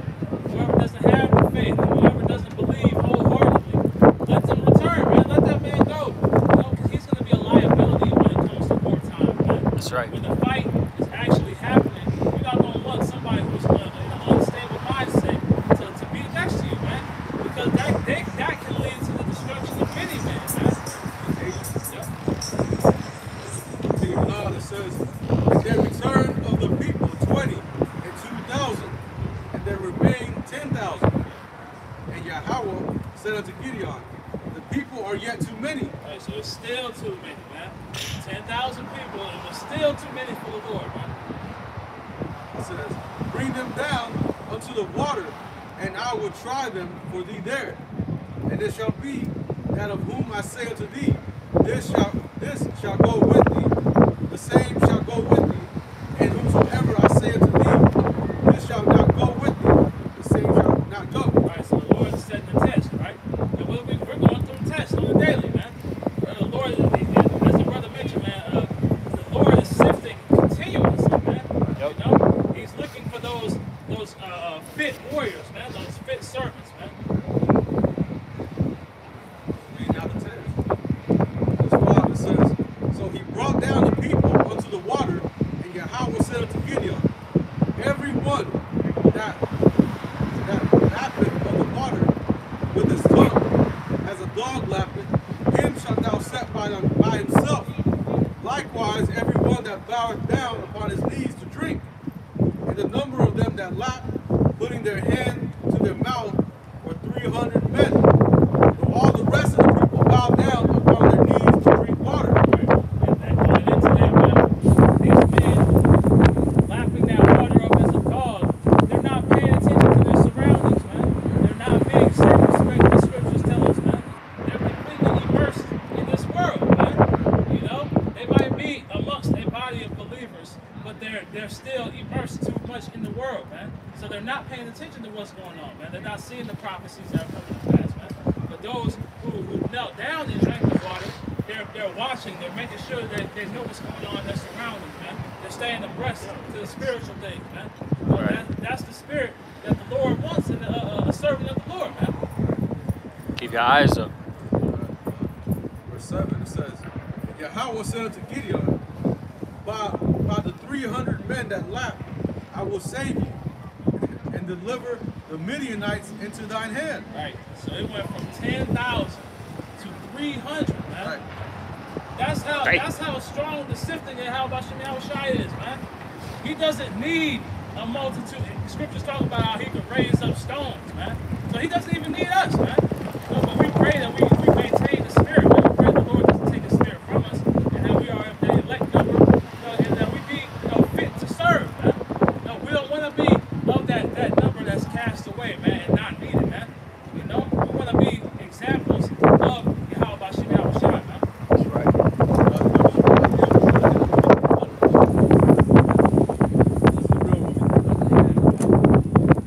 Verse 7.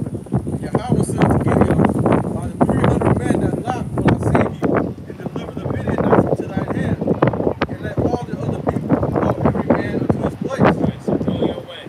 You know, you're not fit. You aren't chosen, man. You know, you are the weakest link. Goodbye. You know, that's what Yahweh is doing even right now, man. In the sifting of Israel, man. He's laying out various different snares that are catching the blood.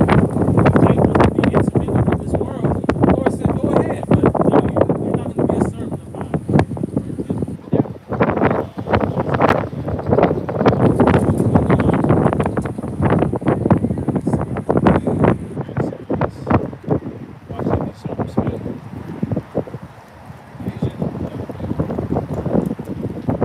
There's rare times when we have to be in an ultimate state of awareness, man.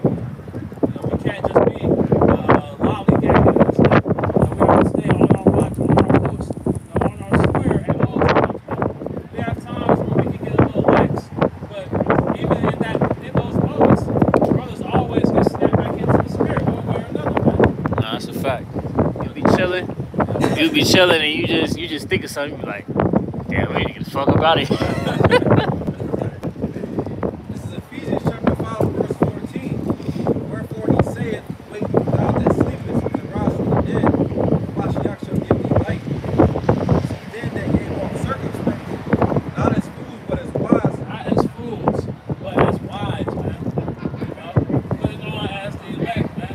Well, what will Yahweh Shai do in these situations? That's right. You know, you have to always think about that, man.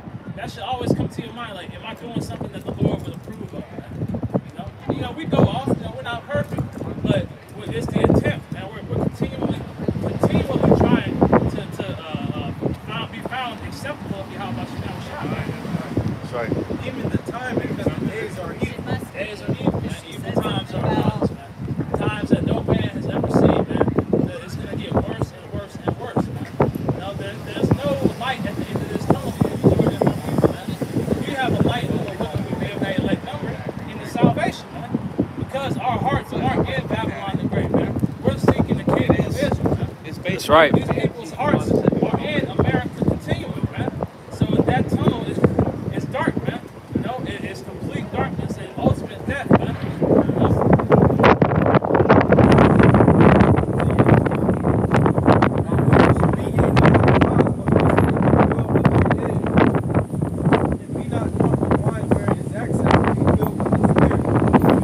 Don't be drunk with the philosophies of this world, man. Don't find yourself intertwined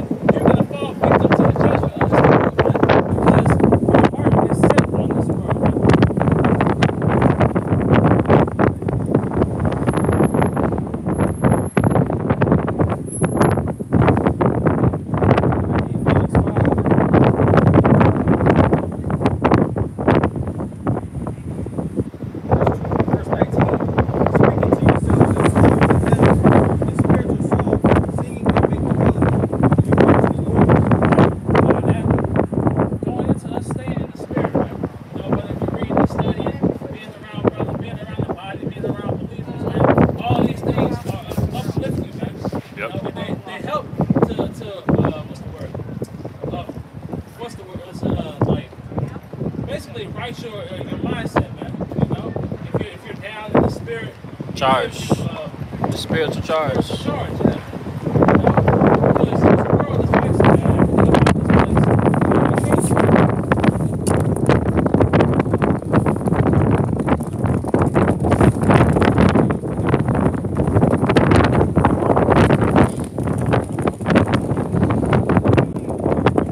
Yeah, you get that Proverbs.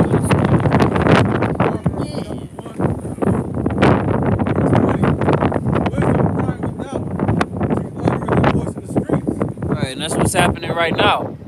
You know, you got the men on the highways and hedges, in the streets, in the chief place of concourse, as the scriptures say, highways and hedges, and the wisdom is being brought out, the understanding of the scriptures being made plain upon tables through the Holy Spirit. Keep reading.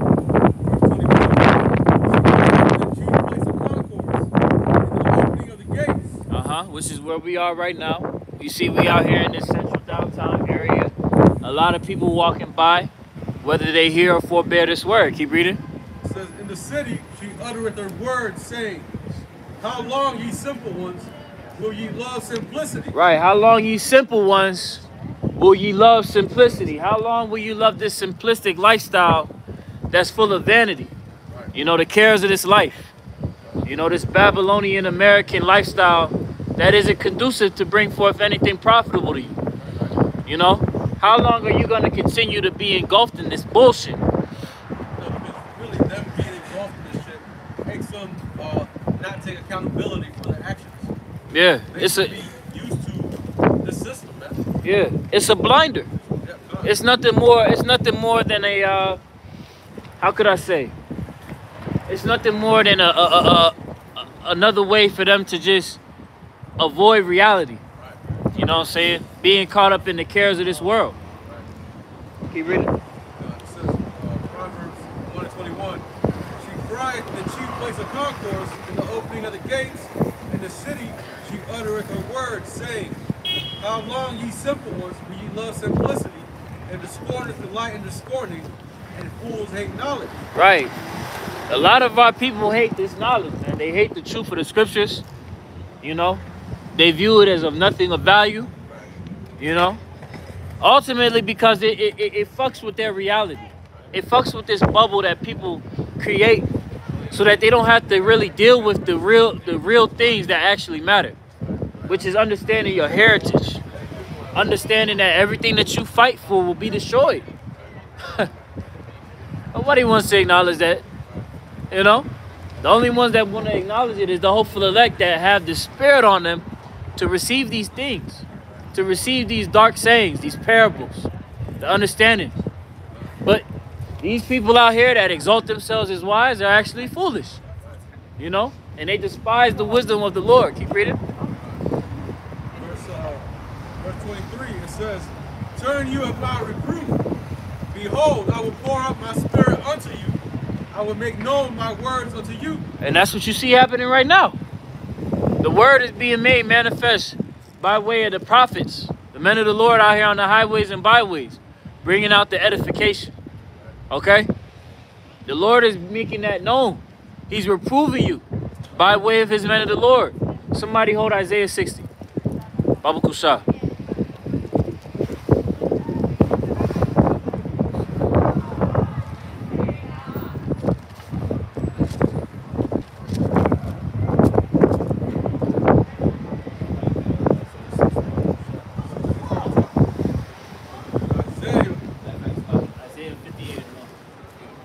Isaiah 58 and verse 1. Cry aloud, spare not. Lift up thy voice like a trumpet, and show my people their transgressions, and the house of Jacob their sins. Exactly, and that's what that reproof is that we just read in Proverbs, the first chapter. Okay?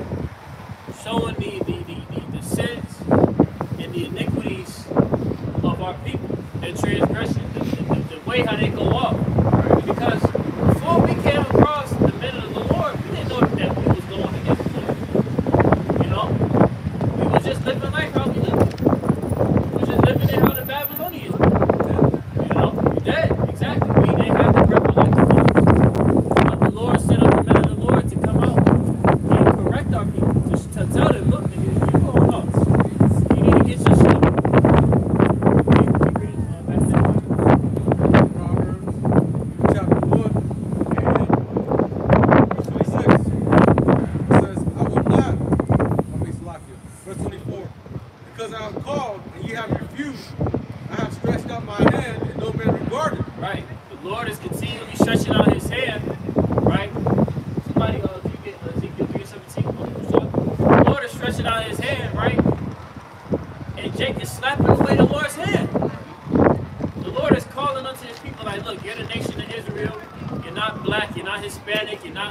Native American, this is your true history. This is what you need to do to set yourself in order so that you can partake in my kingdom and not have to face the judgments that I'm about to bring upon the earth. This is what you need to do for the truth to set you free. Exactly, John 8:32. Look, Galatians 4:16. If I become your enemy because I tell you the truth, The answer is yes. yeah. We have became the enemy to the world. Okay, because this world is against the Lord. Okay, for all of you people that think that the Lord is working in tandem with the Lord, you are sorely mistaken, man. You got the world leaders right now having world conferences on how to bottleneck your civilians into his new world order, nigga. Look it up.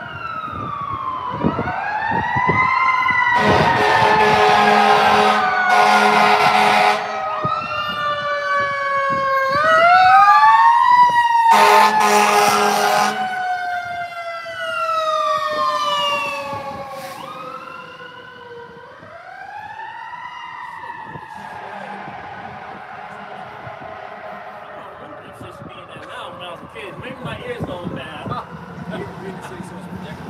Damn.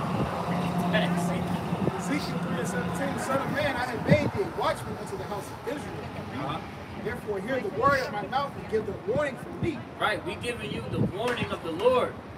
Okay, we not speaking on our own accord, man. And that's what Jake fails to realize. They don't understand that this is really the spirit that's having this happen, man. We're just mere vessels. You know? It's the spirit that has brothers out here in this cold ass weather on the unicorn doing lessons, sit down, you know, having camp, midweek camp, you know. This is all the spirit of the Lord to give the people of our nation warning. 18, when I say unto the wicked, thou shalt surely die, and thou givest him not warning, nor speakest to warn the wicked of his wicked way, to save his life, the same wicked man shall die in his iniquity. Right, so here we are in this time. We are in that time of great evil. As it tells us in 2 Timothy, the 3rd chapter, the 1st verse, right?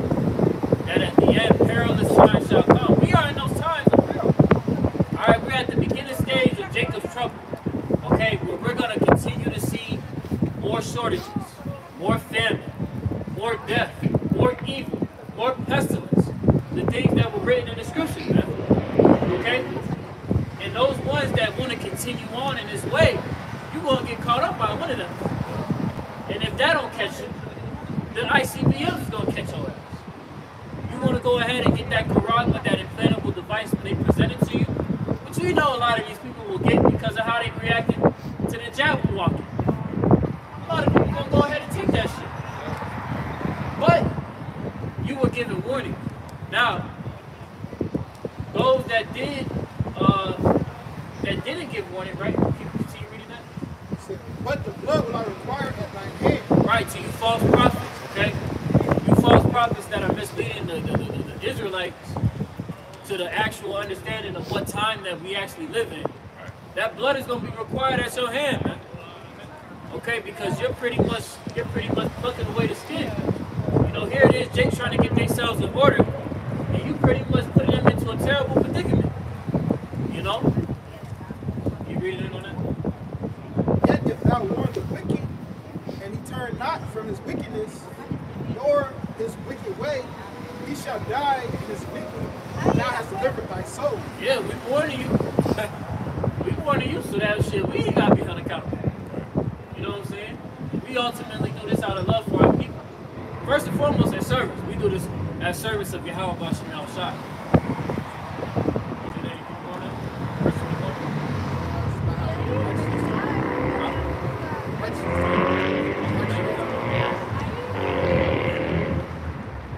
Proverbs 1:25. Ye have set a knot on my counsel, and will go to my reproof. 26. I also will laugh at your calamity. I will mock at your fear coming. Yeah. And the Lord is preparing to bring forth those calamities, man. The war, evil, pestilence, death. These are the things written in the scriptures, man. Tell your pastor to pull these scriptures out every once in a while. See how the congregation react then.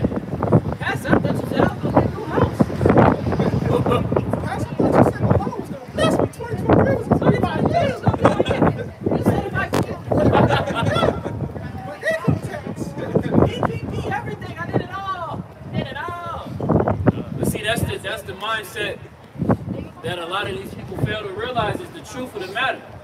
You see? Because this truth wasn't made open to everybody. Could you go Matthew 13? The truth wasn't made available to everyone, man. Matthew 13. Brother Yeshaya gonna get it because you hold Proverbs 81. We'll go to that book they find us. You know, it's getting cold. My mouth's starting to freeze up. I ain't gonna lie. It's getting cold out here. Matthew 13. You can start at 13. After Yahushua gave the miracle. When the disciples asked him why he was prepared. Matthew 13. Start at verse 9. It says, "Who has ears to hear, let him hear." Right. Who has ears to hear? We all got ears on our head. Unless the Lord decided to bring you back with no ears. But God, do you want to bring it up or not? Okay. You know, we all got ears we all have ears, but the Lord is speaking about the spirit. Okay? Is your spirit able to receive what is being said? Okay? This is how we shall also, Hosea chapter 12, and verse 10, it says, "Also spoken by the prophets, you have multiplied visions and used similitudes, while the ministry of the prophets, and you want to take word similitudes, those are like parables. Those that have the spirit dwelling with them, they're going to get those parables. The ones that don't have the spirit, they're not going to understand it. They also prove that the Lord speaks in parables. You see, all the time he always says, the kingdom is likened unto, rest is likened unto, he's comparing it to things of the world. And that's how you know Yahushua was Jake. That's how you know we are the Israelites. Because Jake always speaks parabolic. You know what I'm saying? One thing I learned always as a kid, hey, she shaking up the leaves and the trees. Hey, Jake, you know, Older Jake say all that shit, man. Older Jake have a whole sentence full of parables. You be like, shit, I They asked you all that. you listen to the truth? Yup. Hey, older Jake got the parables full of bullshit. Right, exactly. They ain't full of life. Parables is full of shit. Keep it. Right. That's how you know they've been submitted. Matthew 13 and 10. And the disciples came and said to him, "Why speakest thou unto them in parables?" So you had the disciples that were still young in the faith, that was following after Yahushua at this point. They was like, why say that?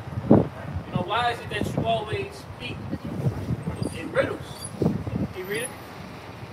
Because this book is full of riddles. This book is full of parables. Okay? Can you read it? Verse 11, it says, "He answered and said unto them, because it is given unto you to know the mysteries of the kingdom of heaven." Right. Somebody hold Matthew or Revelations 3 and 20. Can you read that book? Matthew 13 and 11. He answered and said unto them, because it is given unto you to know the mysteries of the kingdom of heaven, but unto them it is not given. Right, so it said, Yahushua is telling them that the mysteries of the kingdom of heaven is given unto you.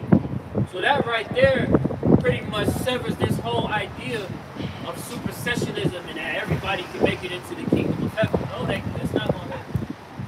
Okay? You're going to have the heathen in the kingdom, right? You're going to have the Israelites in the kingdom. But on the first go-around, it's only going to be the Israelites. You're going to have Israel is going to come back down in New Jerusalem, come down in those chariots, round up the elites of the heathen, and put them into subjection. You heathen that are born into the kingdom, you will be subject to slavery for 1,000 years, and after that, be subject as tributaries. You Israelites that don't make it on this side, you will be reborn into the kingdom of heaven as Israelites, as a nation of kings and priests. Man, the heathen, well, the kingdom, they want to be part of that. Exactly. That's the big confusion.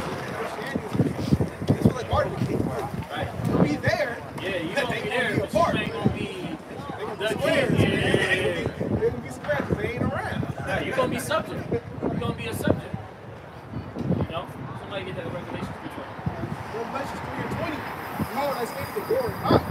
If any man hear my voice and open the door, I will come into him and sup with him and he with me. Right, so the spirit, right?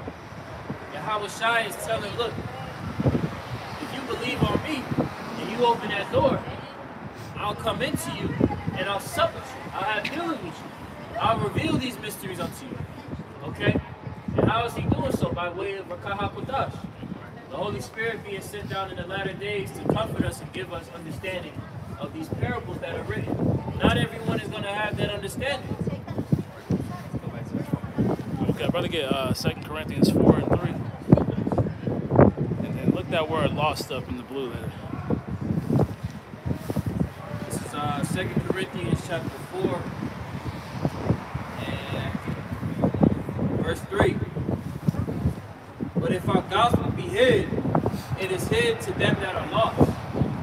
So the majority of our people are lost out here, man. And the brother's gonna get it, man. But the fate of our people hinges on whether or not they believe or don't believe, man. You know, because sure, you'll make it to the kingdom, but you want to be regarded highly in the kingdom, man. You don't want to just be there. You know, you want to have done something to deserve a spot in the upper echelon of society, man.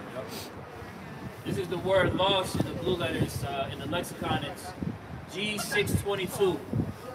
It says to destroy, to put out of the way entirely, abolish, put an end to ruin, render useless, to kill, to declare that one must be put to death. Right, and that's what the Lord is saying by you being lost, man.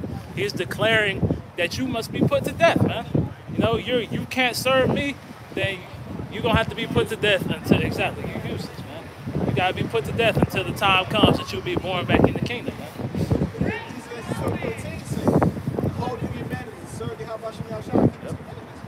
So you can't even fulfill the one job you have to do. You really have one big job, and then hey, everything else is secondary. That's really your job. You know what I'm saying? Like, that's your job. You know? It's your main source of income. Exactly. That's your main source of prosperity. King David told King Solomon what? That this you have to keep the. Matter of fact, okay, right here. This is 1 Kings.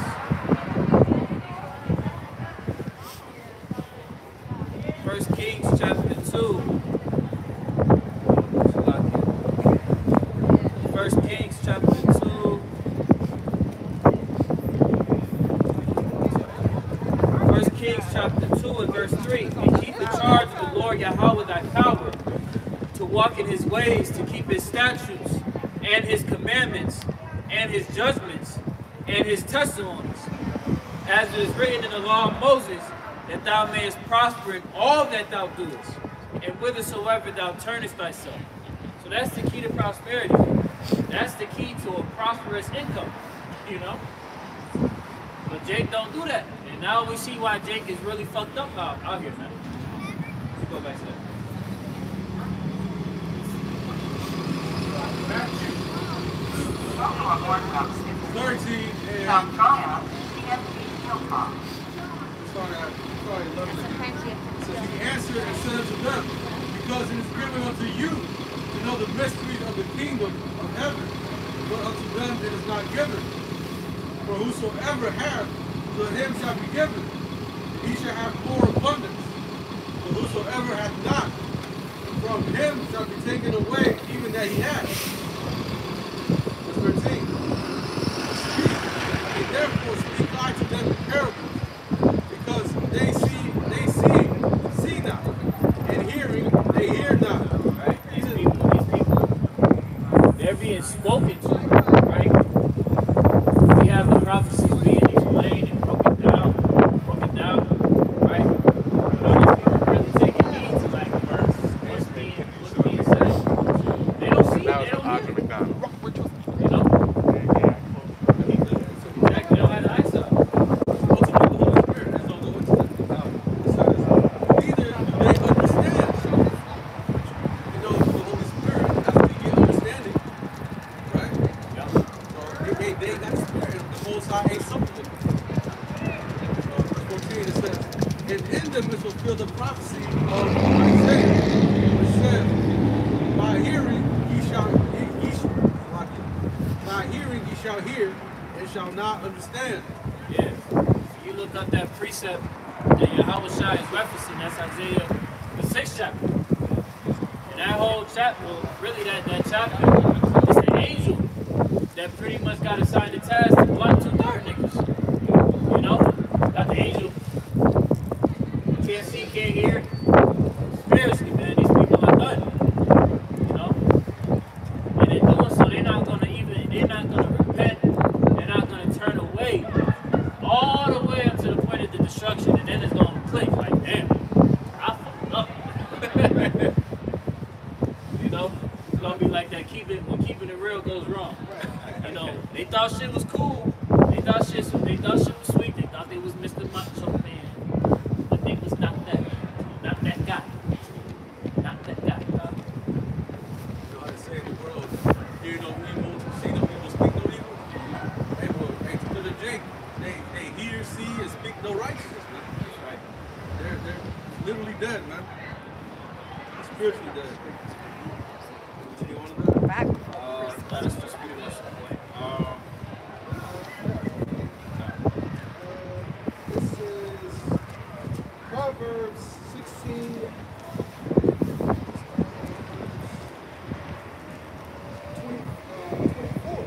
Proverbs 16:24. Pleasant words are as a honeycomb, sweet unto the soul, and healthy to the bones. Right, man. And that's what Jake is developing himself in. Pleasant words and fallacies, man.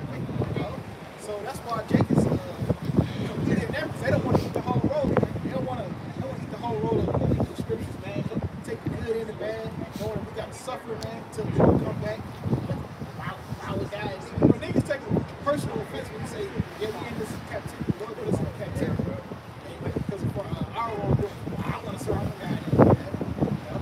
Niggas, you know what I'm saying? They're proud of my people, man. Verse 25, there is a way that seemeth right unto a man, but the end there are the ways of death. Right? So in his mind, hey, this shit seems right. Law myself and that politics and that bullshit. I ain't even talking about the lowliness and like the murders and those horrible things about that. You talking about your regular, everyday walking by and see birds. Hey man, your way is secret, right? Steal. And even if the nigga ain't gonna make the notes and all that shit, you still ain't falling out of the world and all that shit. So where is that gonna lead you? To death, man. You have to acknowledge. Right. You ain't even come to offense. But then you didn't repent. So how can the Lord forgive you when you didn't apologize and follow after? So the fuck you.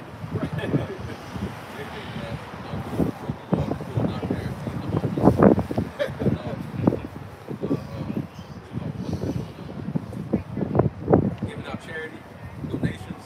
I think that's the job of all of us Christians.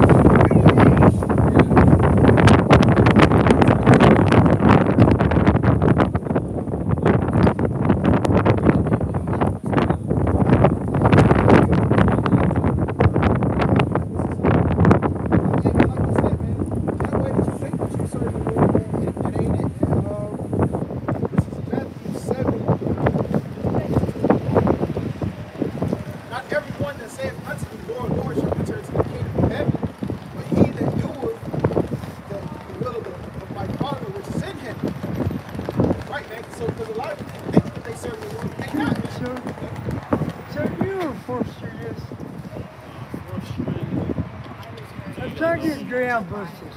Yeah, you gotta go one more block now. One more block? Thanks so much. God bless you guys.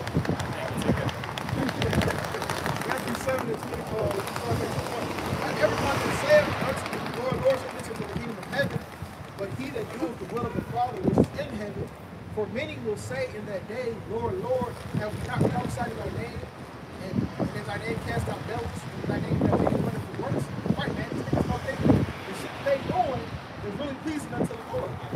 Hey, man, it works underneath Christ. You know what I'm saying? Yeah, whatnot, man. All the quality a lot of people are into, man. And then this is what the Lord gonna tell them back, man. And then I will profess unto them, I never knew you. Depart from me, ye worker of iniquity. Right, man. So the Lord is gonna completely reject you, man. You know? Hey, you didn't truly return unto the Lord. You didn't walk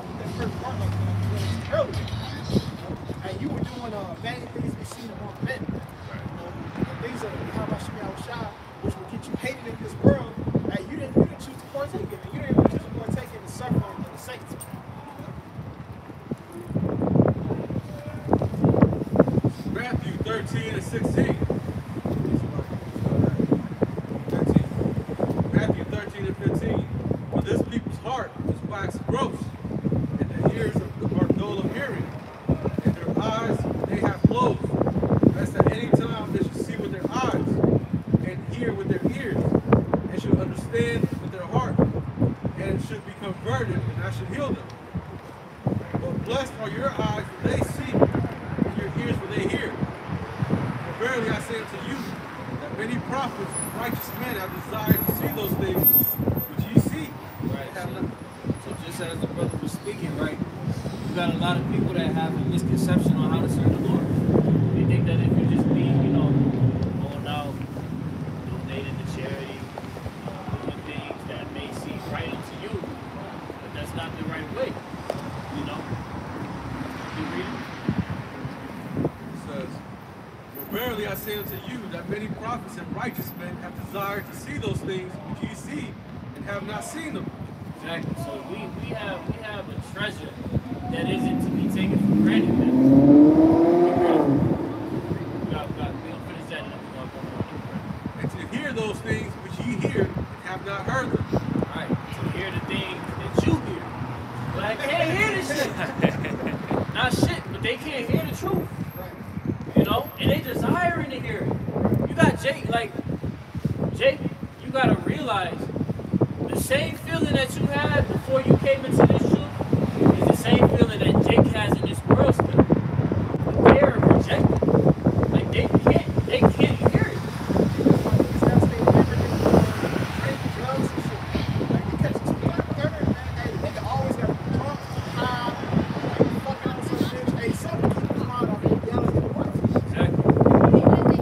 Sirach chapter 3, verse 19.